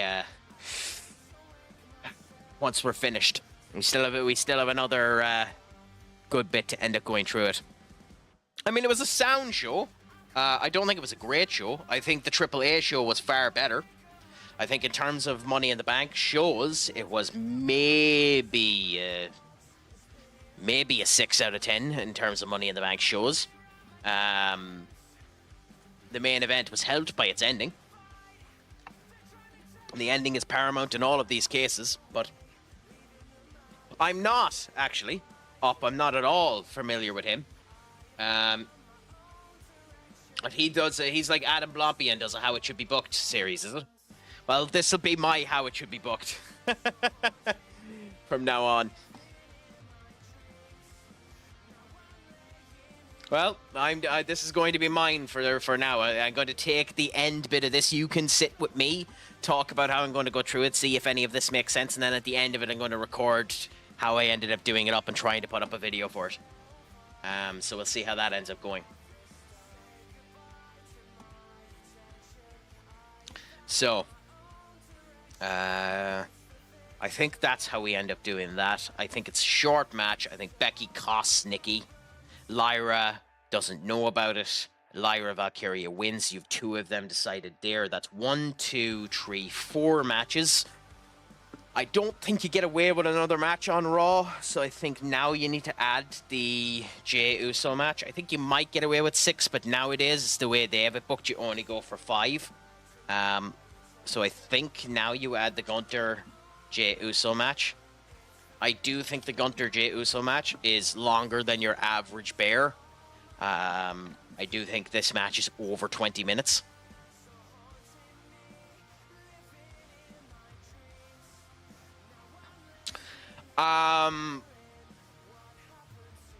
That's where I haven't decided yet, because it would make sense for Seth to cash it in now. But I also think Seth Rollins is doing a semi, I'm going to say, of wrestling gimmick and not talking about it yet. I think he's doing John Cena's gimmick, but not really talking about it. I think he's doing what Jon Moxley wanted to do with the Death Riders, setting up a group that'll end up saving wrestling. So what I think Seth is going to do instead is Seth will end up doing a promo, which I haven't set up yet, so I need to end up doing that segment. Seth is going to end up doing a promo where he basically says, now that I have the money in the bank and I have proven before I can cash in, I'm not going to use it.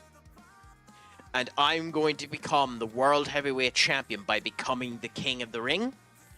And then I'm going to hold the money in the bank as a showcase to everyone of the brilliance of the architect, the brilliance of Rollins. And I think that's how he ends up doing it instead. I think he is going to do the exact opposite of what he done the last time and hold the briefcase hostage. I still think he's going to tease it. I think himself and Naomi are going to do the exact opposite. But I think he's going to tease it, but I think he's going to turn around and have it hostage. He's going to show up everywhere and end up doing it that way. So I don't mind that Naomi was picked, okay? I don't mind that Naomi was picked. I don't like Naomi, okay? I don't think Naomi is a good wrestler. I think she's sloppy in the ring. I think the only thing that she ends up using is her ass in order to end up doing anything with it, which is, there's nothing wrong with that. That's fine. But the big thing that annoys me about Naomi is she has now created a brand new character, a character that can get over, a character that has gotten over, but a character she can't stick to. She had 3 interviews after winning Money in the Bank and broken every single one of the interviews. Now, to be fair, Big E is an asshole and mentioned R-Truth to her. Anyone would break at the fact that R-Truth ended up coming back. But she broke 3 times. She can't keep the I'm a bitch face anymore. And I think that is a legitimate problem that Naomi has. So you now need to use Naomi, knowing Naomi can't keep her character. How do you use Naomi knowing Naomi can't keep her character? You have 2 options. You turn her face, or you don't let her use her character. So that's the problem with Naomi. Naomi is definitely deserving of it, but she needs a complete character rearrangement, a complete character change, or to at least follow her own character.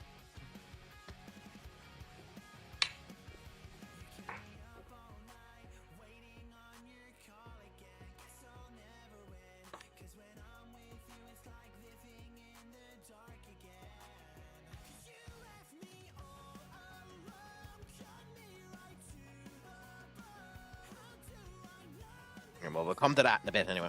So we just need to know that we have that 20 minutes there.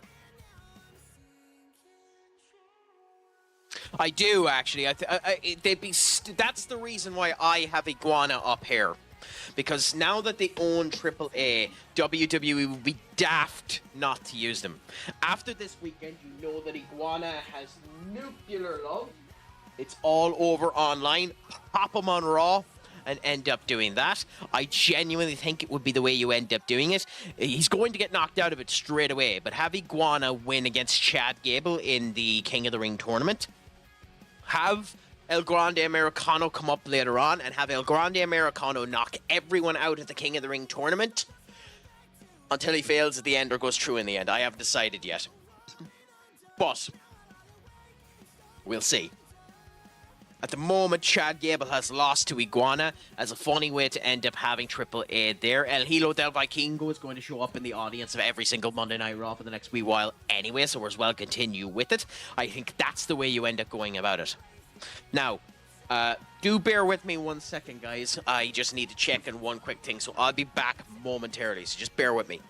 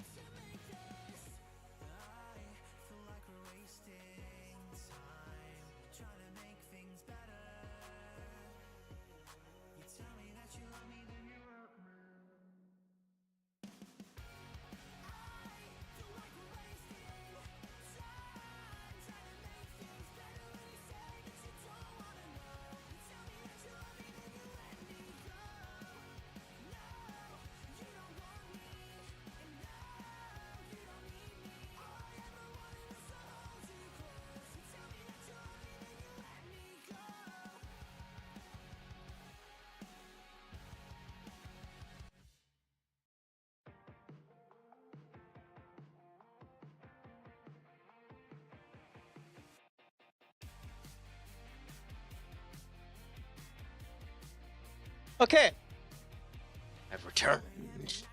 So let's continue on for a bit. Lindsay, I'm guessing you're on about Lindsay Dorado or Dragon Lee doing a Spanish fight. That puppet watch was so funny. I mean, yeah, and it's just nice to see a good bit of interactivity between them as well. So,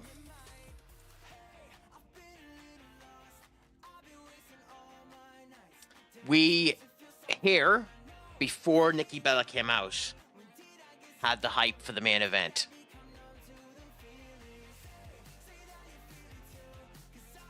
I think we need to add to this. So we have Jey Uso talking to Sami, building a wee bit of tension between the two of them, because I think they're going to continue to do that. And then I think Seth Rollins shows up. Benny, my good man, what's a crack-a-lackin' with you? Is life going well? Is all sound and dandy? How is all treating you, my friend? You've joined in at the fun of the crack booking random crap.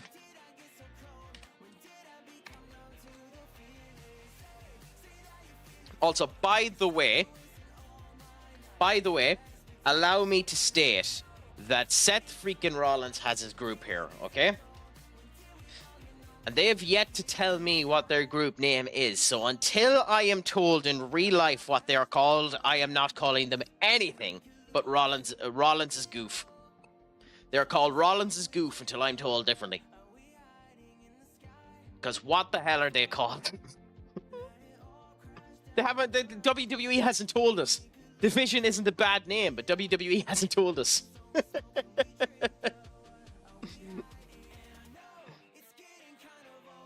Like, if WWE, by the time I come back around to the next Raw or the Raw after that, and WWE still hasn't told us what their name is, I'm making a goddamn logo for Rollins' Goof.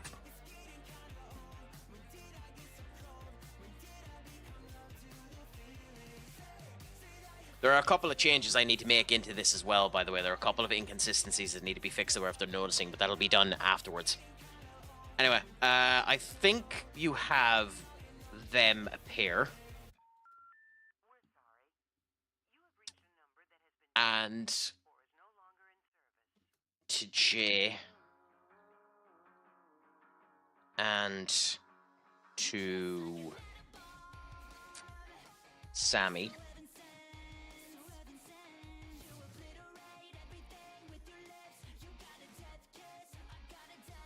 Ooh, I actually need to check something, because is John meant to show up on Raw?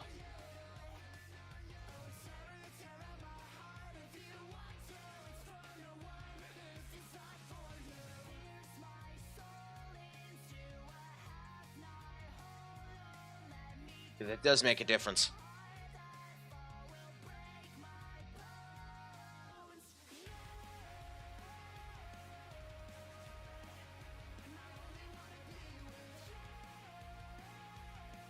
Yeah. So he is set to appear. Okay, fair enough. So the only lineup they've given is the World Heavyweight Championship match, Seth Rollins to appear, John Cena to appear, Queen of the Ring to start, and Nikki Bella to appear. That's all that they've said. And Becky Lynch to appear. So the fact that John actually does have an appearance here changes one or two things, but we'll go back to that afterwards.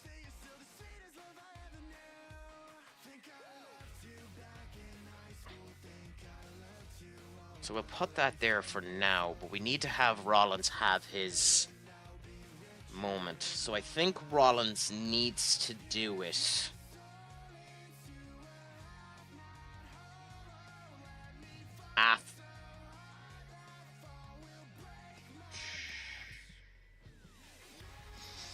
I've kind of written myself into a corner here. Bear with me.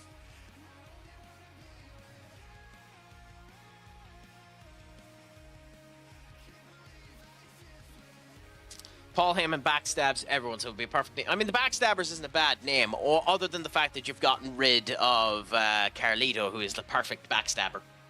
You know, that's the only problem with that particular name being used, you know? How do you feel about the fact that you're over 6 months with us there, Senior Duck? How do you feel about that?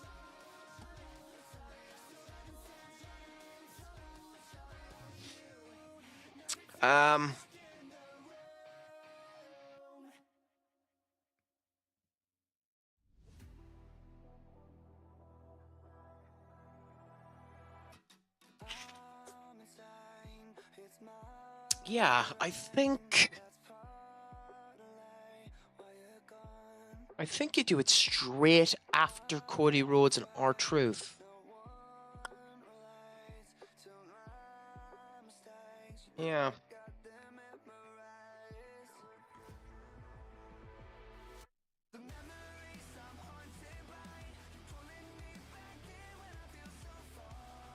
Well, to be fair, you can do it in the back. No, it's Seth Rollins. He'd be out in the ring.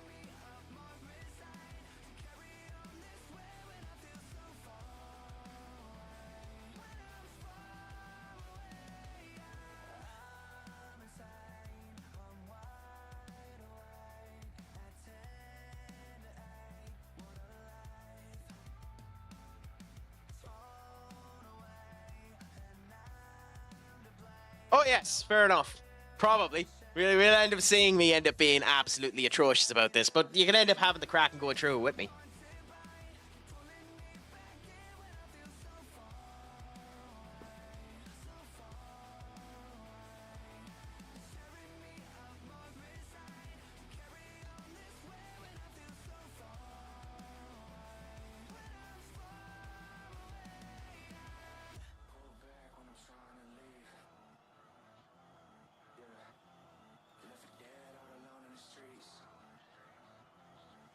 Yeah, so I effectively think he's just going to gloat about his win and say how he's going to cash in without, or going to win the World Championship without cashing in.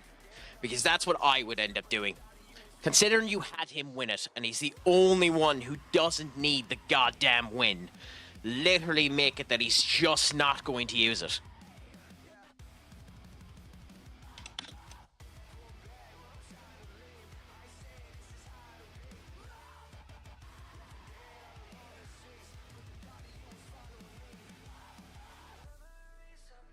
Now, one of the things I'd actually love to do, but I don't think it makes any actual sense to do it, and we'll revert some of this around to end up fixing it later on, but one of the things I'd love to end up doing is John Cena announcing that he's going into the King of the Ring so that he could win the King of the Ring and not defend the championship at SummerSlam.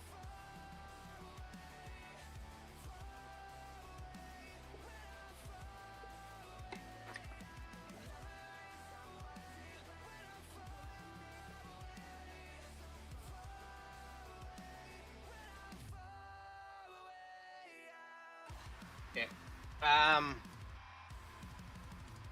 Yeah, so I've actually managed to screw myself a bit. So that's the joys. I've done this a couple of times. I was expecting this to end up coming a wee bit later on, but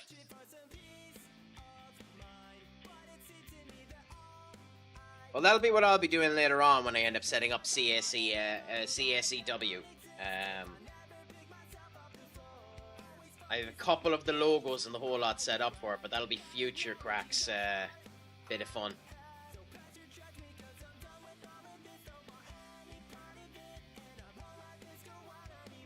Let's see if I can actually show you them. Bear with me 1 second. While I'm thinking and being a twit. Where do I have them left? Where do I have them left? I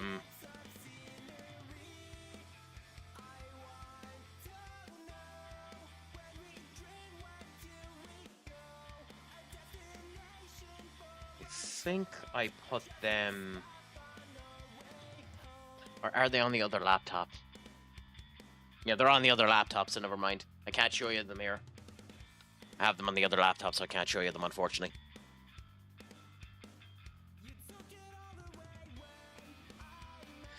I'll show you them in the future. That's 1.75 liters, Skull, but I understand completely what you mean.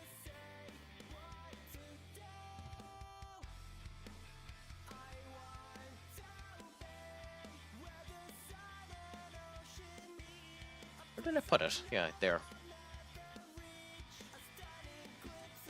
Coca-Cola Zero, my friend.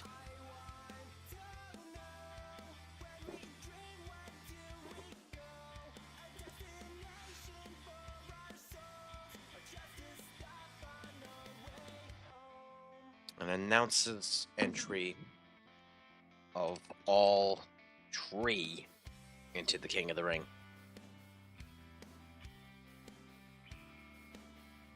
So that's that there. He does it immediately after this match.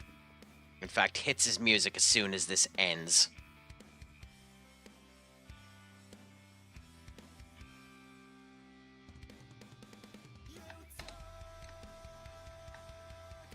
It's his music as soon as Cody wins.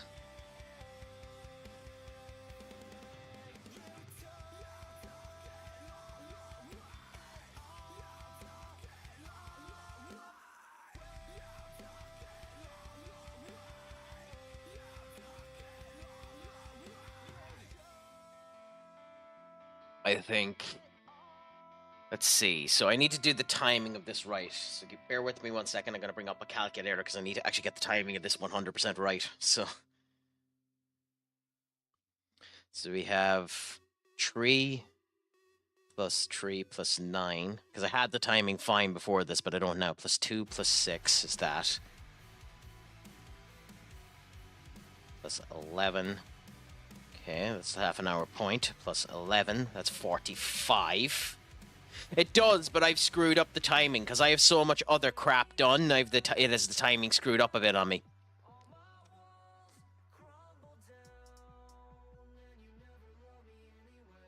It's 5 plus 9. I mean, that would get you there. Ah, I know exactly where we do it. We do it after this match. This match is going to be 20 minutes, and we finish within the half-hour period of time. That means that if we lower some of this...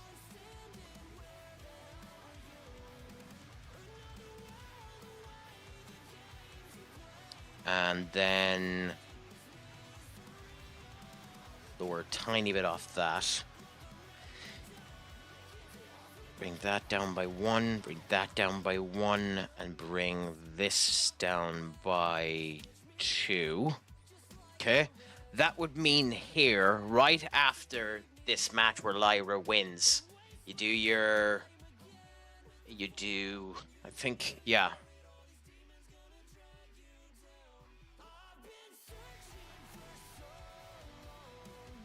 Okay, so let's look at our talents. We want to see our push because we want a video package and then bring Cena out.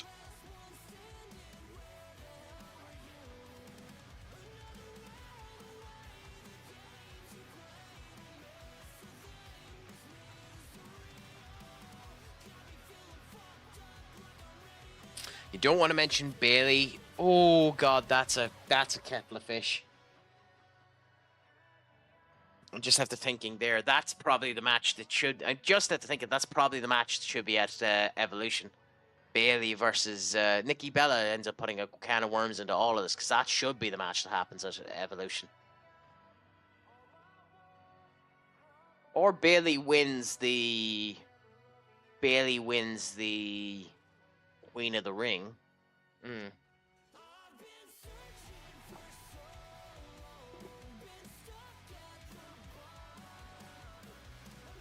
I think you just do a random video of El Grande Americano with elevated production there.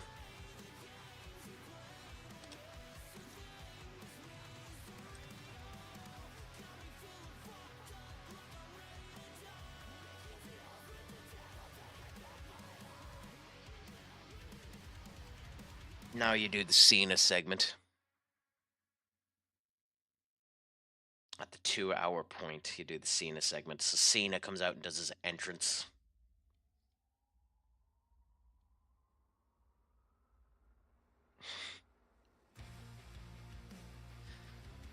Okay, so now you do your entrance for Cena.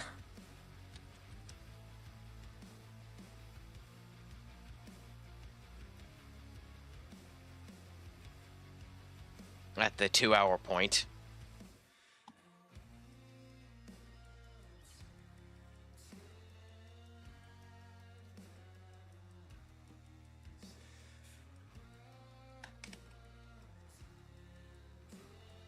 And you do that. Okay, I'm going to change that. Bear with me 1 second. So save that and then go to my all workers because that's going to piss me off.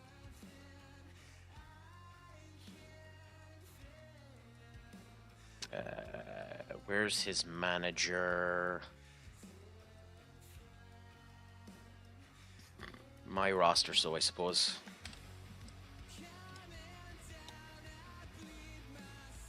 Cool.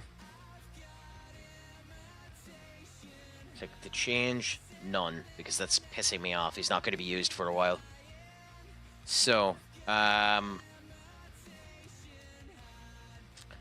I think the way you go about this is you have Cena come out. You make him do his entrance, and then you have Cena spout how... I'd like to do Cena goes into the King of the Ring and ends up winning it in order not to defend it at SummerSlam. But I also think that's not realistic. So I think the best use of Cena here is to completely ignore truth, completely ignore Cody and the fact that Cody is now his opponent at Saudi Arabia, and literally just announce that Logan Paul is going into the King of the Ring on SmackDown, where they're one step closer to ruining wrestling.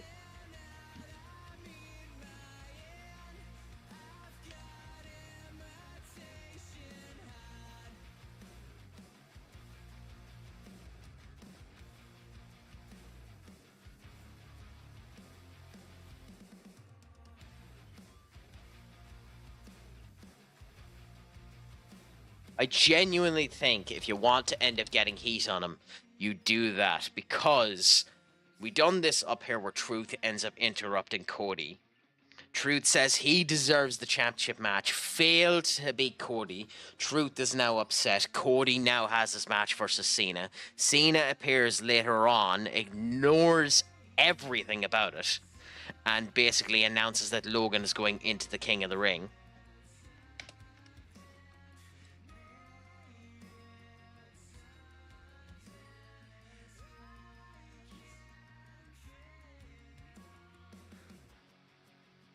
You're not going to get away with that, actually. Says he's beaten Cody once, will do it again. Then says that's not important because... and then announces Logan Paul is entering the King of the Ring. And The reason why that's important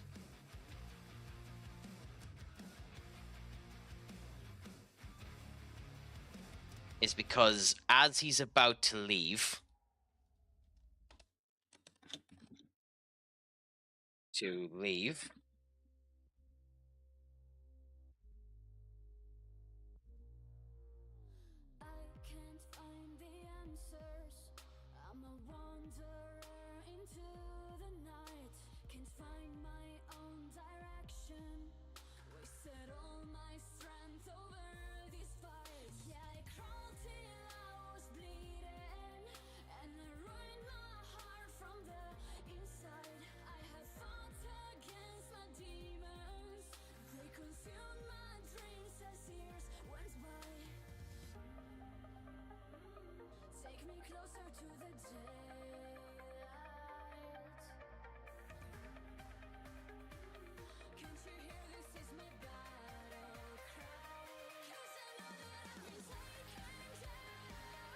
I think that's literally the best way you can do it. Literally the best way you can do it. Have Cena be an unbearable arse about the fact that they've literally made the WrestleMania main event match and he doesn't care. Then CM Punk comes out and announces he's entering the King of the Ring and he's going to win and face either him or Cody at SummerSlam.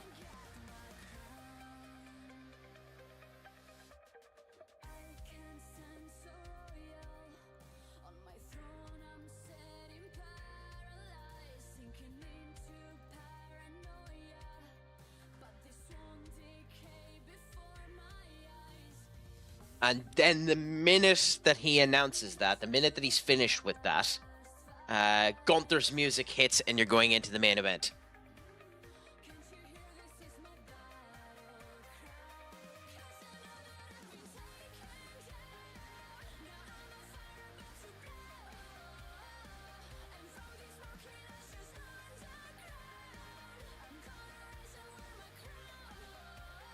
So this is for the World Heavyweight Championship.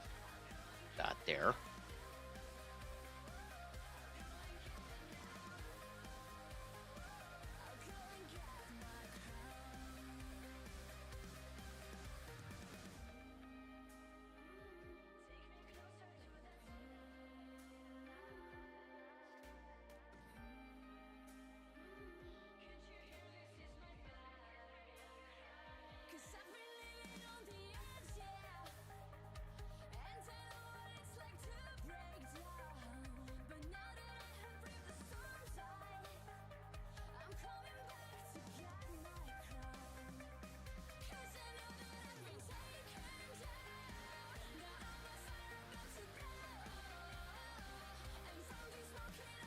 So, Seth Rollins' music hits. But, Seth Rollins' music hits towards the end of the match. Gunther and Jay are surprised. Gunther strikes Jay, but refuses to do the pin. He needs the win to be a proper win.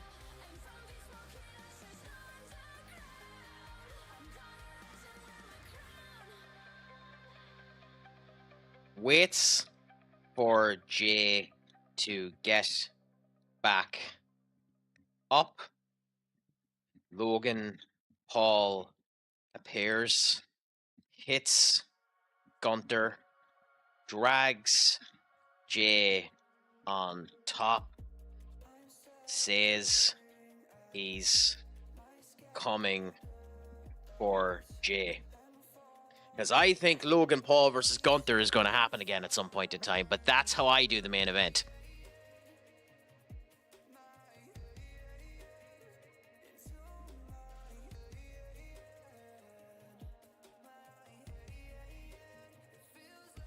That's my opinion on the main event. I think that's how you do the main event. I don't think Gunther ends up being tapped out or anything like that. I think Gunther's about to win and then pucks up to be a changes around, says, I don't want the cheap win, I want to win. I want to prove that I can win.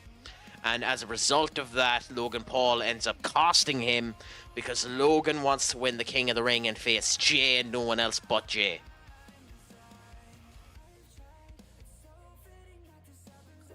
It leads to a situation where Rollins is interrupted, which means he's still there even though he doesn't want to use it. Logan ends up having rivalry with Gunter. Logan has achieved what John Cena said that he wants to do, and John Cena's wish of the bad end to wrestling has come around. We now know that Punk is in the equation of it as well. I think that's the way you end up doing it.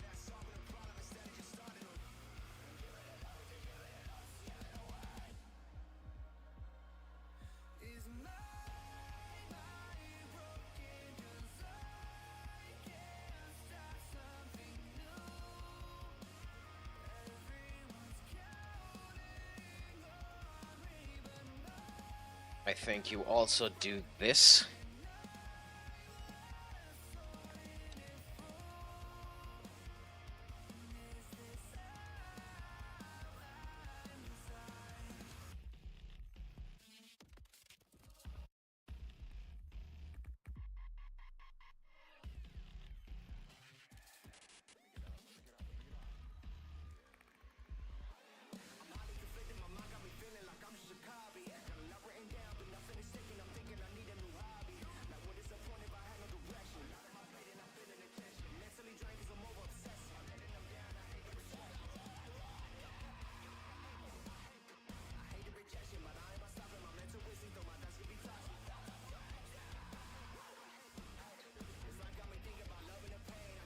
I think that's how you end up doing that as well. I think you need Karrion Kross to keep hecking at Sami.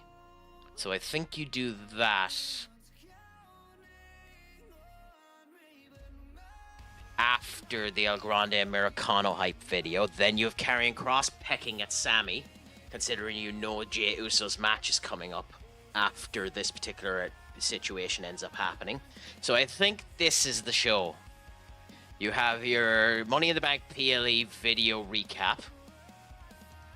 You have Cody Rhodes' big entrance. You have him rambling that he's going to win and needs to get the championship off of Cena via the King of the Ring or his rematch clause.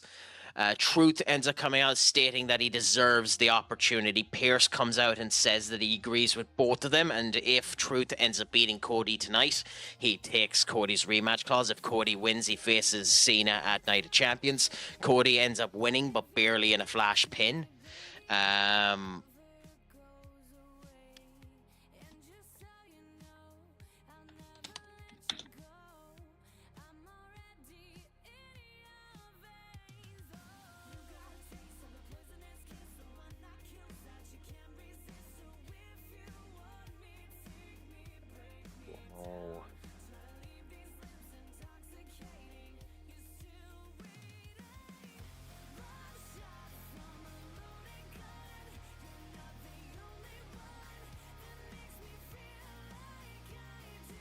Come on.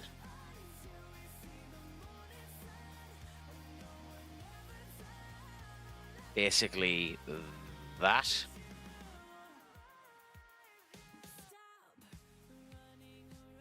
You have Seth Rollins gloating about the fact that he won and that he's not going to cash in and he's going to become the world champion.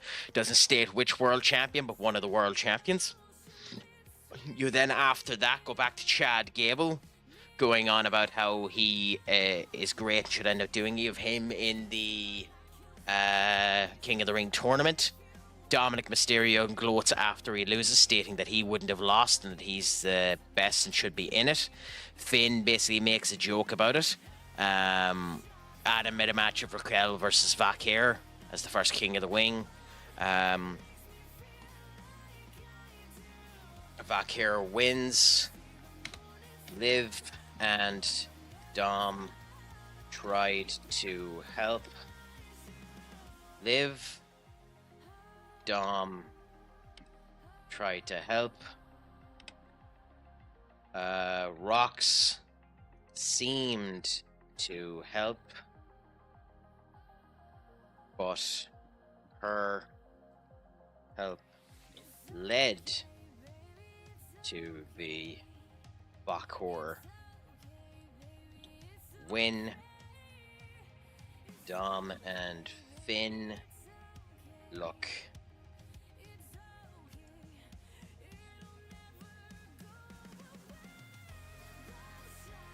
with tension due to this. JC, JD calms things down before the camera pans. Rocks says, "Don't worry, I'll represent next week." And I think that's how you do that. Then you have Jay talking to Sammy. Sammy warns about the tension, and then the pans over to Gunter, who refuses to interact. Nikki Bella arise, and the announcement for the Queen of the Ring.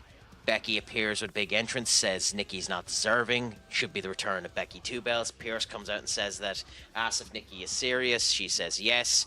Pierce says, okay, your match is now. Nikki versus Lyra Valkyria. Becky interferes, costing Nikki. Waking Lyra win without her knowing. Nel Grande Americana hype video stating will return soon once he recovers.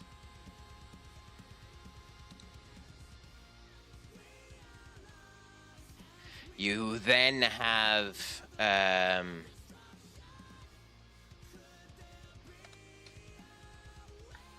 Sammy leaving Jay's locker room, meets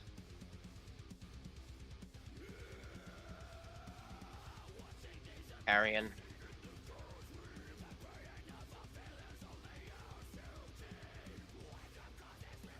He and too many pronouns. And Carrion says, look, everyone is leaving you behind. John Cena makes his appearance, says he's beaten Cody once before, he'll do it again. Important announces Logan in the King of the Ring as he's about to leave. CM Punk appears, and then Gunter comes down, passing all of them, not caring about anything that happens. Gunter versus Jey Uso. Seth Rollins music hits, refuses to do anything, but as that happens, Gunter strikes, refuses to take the pin. He wants a proper win, waits for Jey to get back up. Logan appears, hits Gunter, hits Gunter.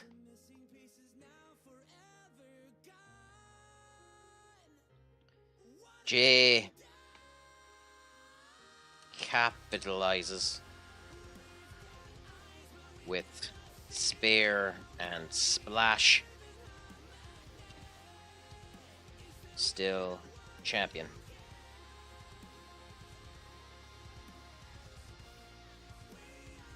And I think that's it.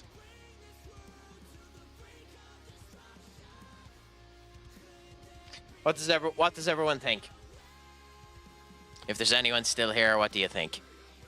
Because I think that's pretty much it. So I'm going to give a record of this and see what ends up happening. So I'm just going to end up doing that now, and then Bob's your uncle happy out. So just bear with me now 1 second while we end up doing that bit.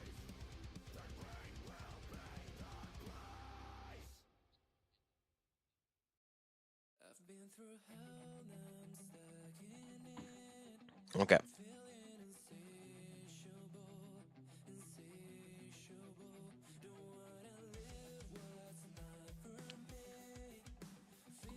Well, salutations everyone. This is the showcase of how I would end up booking Monday Night Raw for the 9th of the 6th, 2025. I would end up starting off the show with a video.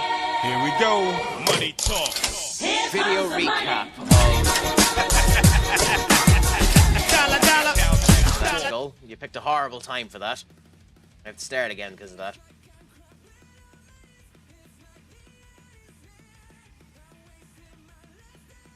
But no bother. Let's see if it ends up working out. Salutations, everyone. This is how I would end up booking Monday Night Raw for the 9th of the 6th, 2025. I would start things off with a video package of Money in the Bank PLE, which in this particular case, the show... oh, crap. Let me do that again.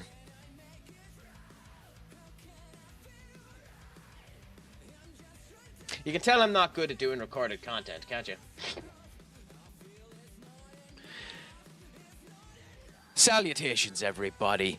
The following is my showcase of what I would do for Monday Night Raw, the 9th of the 6th, 2025, using Pro Wrestling Simulator as a showcase as to whether or not I have any direction at all, or if I'm completely daft.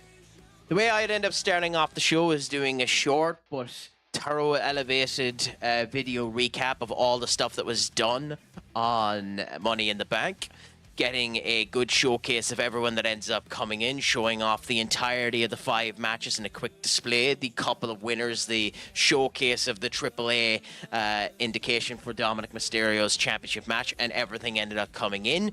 As it ends up showcasing here, if this was the case, it'd end up getting a 100%, so I'm a bit happy on how Pro Wrestling Simulator thinks that would end up working. I would then have Cody Rhodes come out straight away with a big entrance after his win over John Cena at the showcase. That entrance would end up getting the crowd up, a nice way to end up starting the show. Get your whoa straight into the showcase. Let's just go 1, 2, 3, whoa! Because why not? As he ends up coming, Cody Rhodes would end up starting his big promo package for everyone to end up seeing. He'd end up talking about it. Unfortunately, this thinks that would cause a popularity problem, which it could do because he'd be slighting down John Cena, stating that he deserves to be the WWE champion, deserves to end up facing John Cena, be it via the money or the King of the Ring or just his rematch that WWE has said nothing about. Then, on top of that, we'd end up having the man that helped Cody Rhodes win that match at Money in the Bank. We'd have R-Truth end up appearing. Now, unfortunately, this ends up having R-Truth.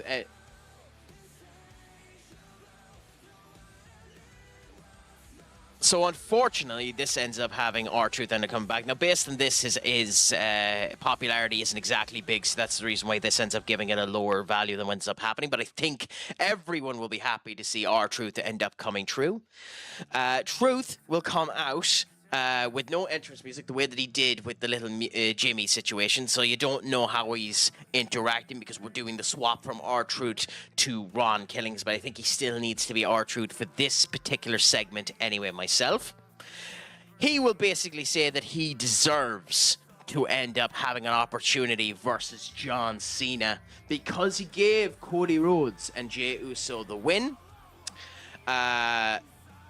He says that Cody Rhodes has already had his chance and that he should end up having the go to it. Adam Pearce will end up coming out and state that Cody Rhodes makes a valid point, R-Truth makes a valid point, and the best way to find out is to have a match right now. The winner faces John Cena at Night of Champions. The two of them end up facing off against each other.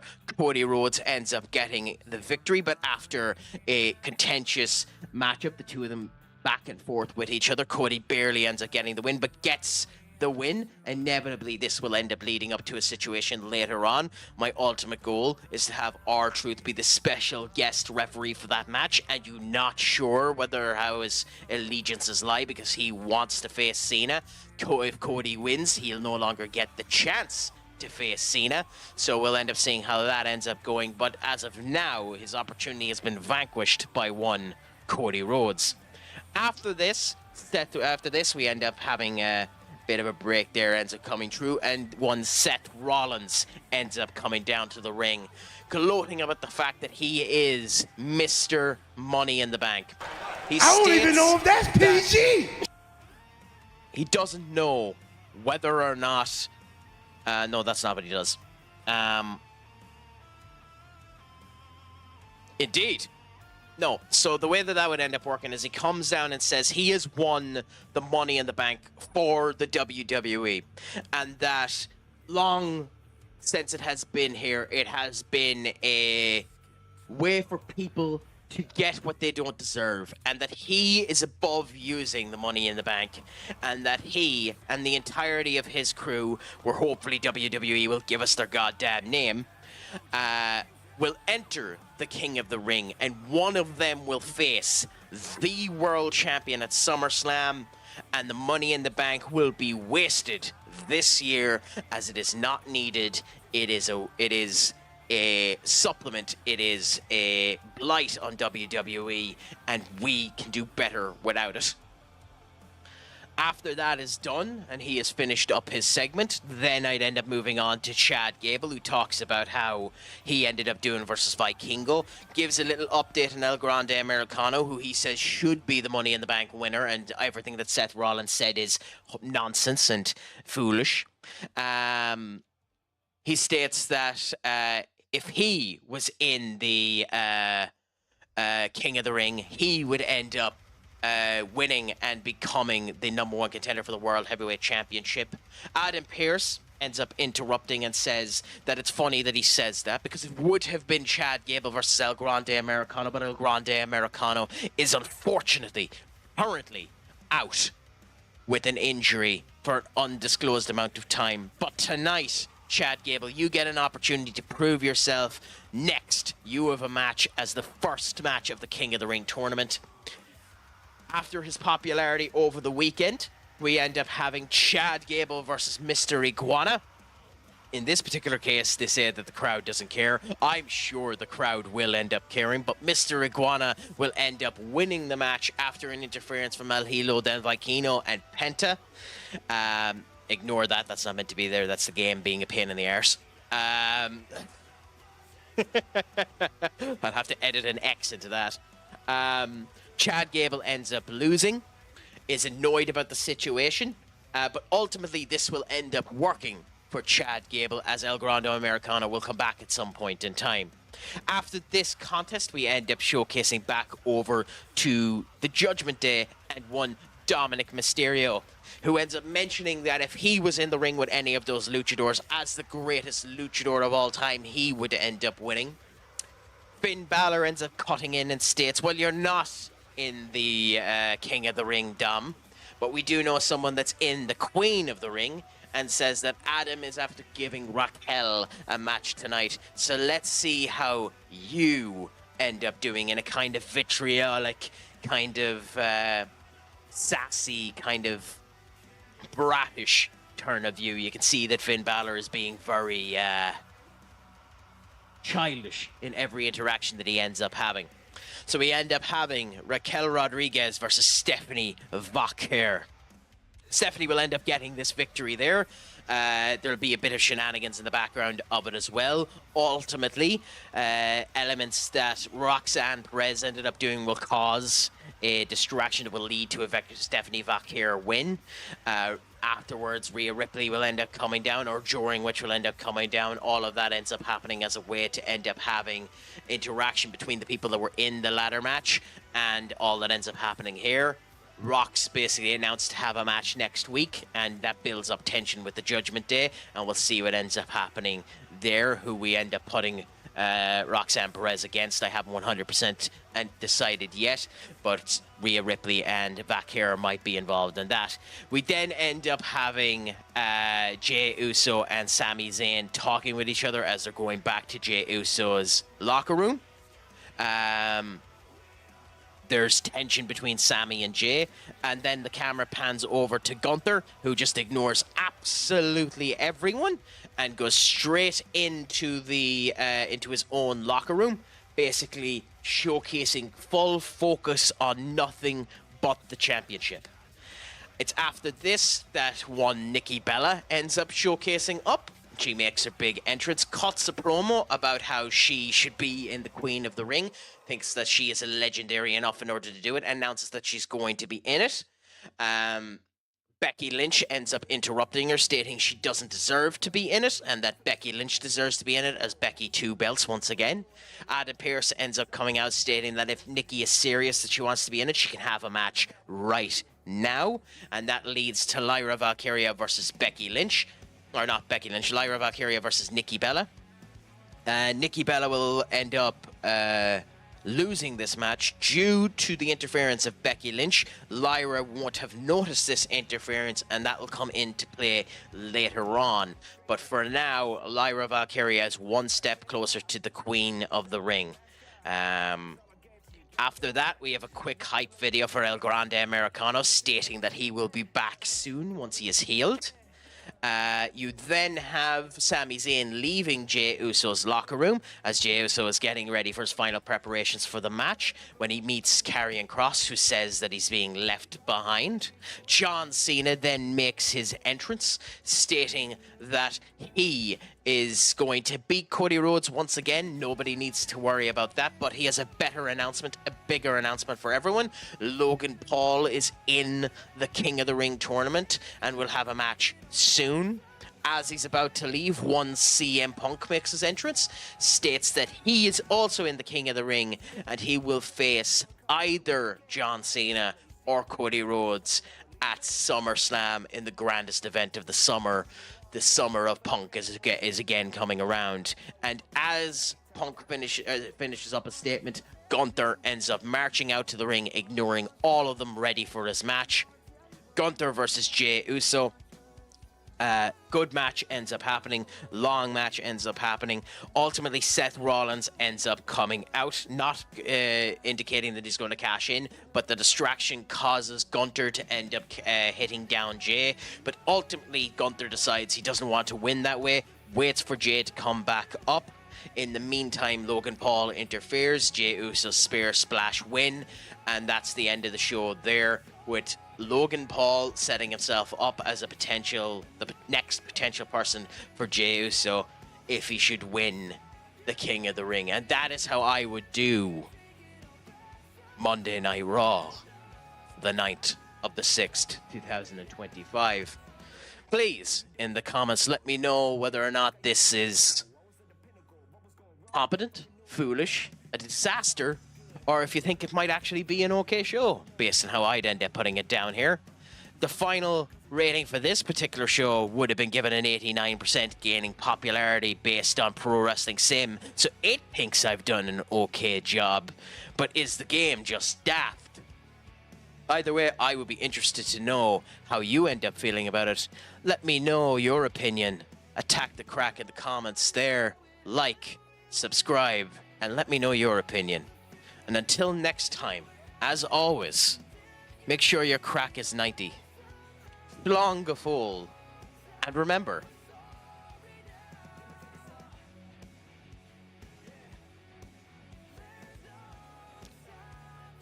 it's screwed up. Of course it's screwed up. Of course it's screwed up. Oh, crikey. Let's add it and try it again. At the end it has to screw up. That's amazing.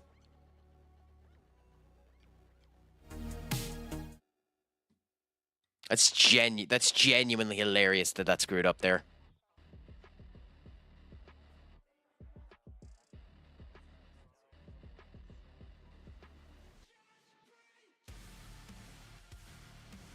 Why isn't this appearing? Oh, whatever.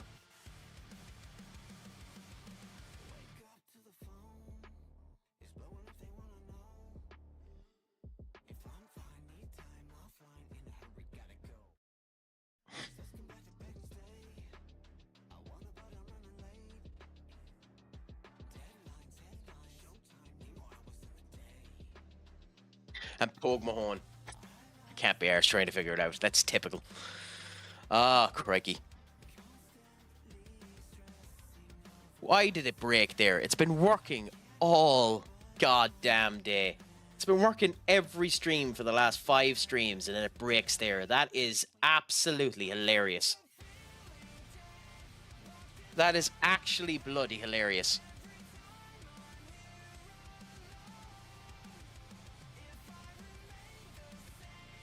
I can't believe that. I genuinely can't believe that.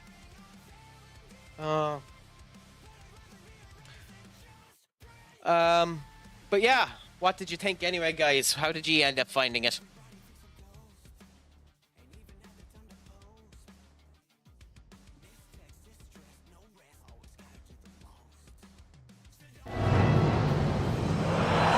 Weird. Why is that broken? Genuinely, why is that broken? The pop-up scene isn't working at all. Why?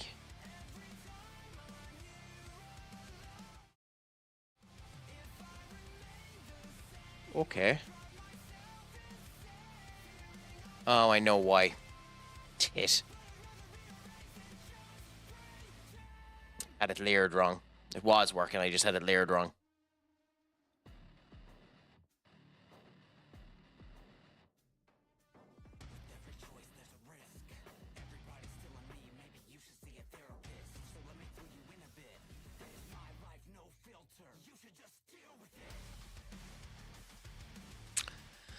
Ah, Craic, you are an intelligent boy. An intelligent boy.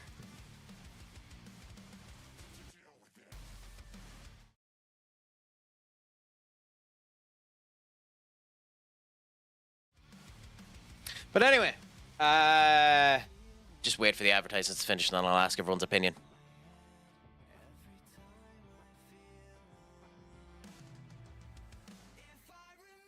So in general, what did you think of the stream? Was it an okay stream? What do you end up thinking? Is all of this daft? Or do you like the idea of the show?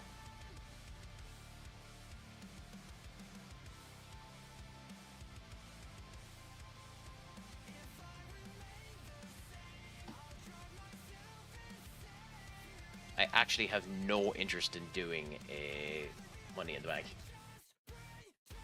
Yes, we are. I'm bad, Timer, yeah. Something nice. and I'm better than Something ever. nice to let you know when the ads are I'm coming. not for making things better.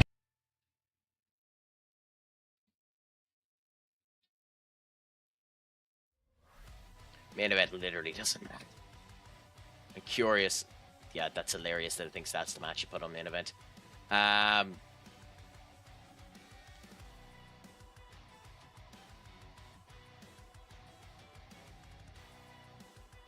don't even know what was used in the last main event. Let me check the last main event, because I'm genuinely curious what they ended up doing. I don't watch main events, so that's interesting to me.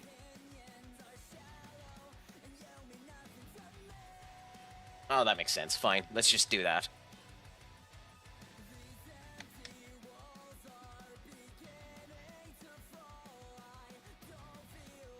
Main event doesn't matter, so I'm just getting this out of the way for myself. I'll get rid of the... Actually, you know what? Never mind.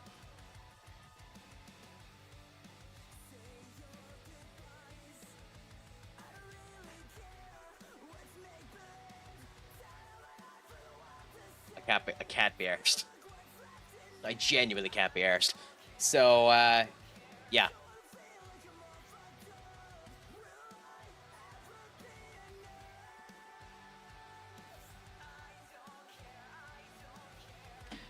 But when it came down to it, seemed to be an okay show. Got 89% on it. It's something there. Braun Strowman joining New Japan Pro Wrestling as a result of this. This is where things end up getting interesting, because you end up seeing some of these interesting ones. Christian Cage, WWE, or AEW renewal. Athena renewal. I don't know whether or not to ignore all of these. I think I will just ignore all of these and let them go through. Because like an awful lot of people just have their contracts up and you could end up going in for them if you wanted to. But yeah, that's pretty much it. So, do you guys have interest in watching this type of content again? Or what did you think of it?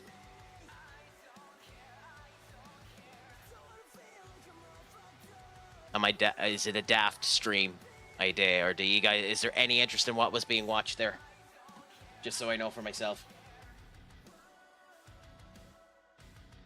Anyways, on everything else, I'm going to end up finishing up. Thank you so much on TikTok. I'm going to end up finishing the live there. Hopefully posting up some of this content as clips later on. But it was a pleasure to end up having you. So I'm finishing up on all the other platforms, and then I'm going to do a raid. So thank you so much, and I'll chat to you all later.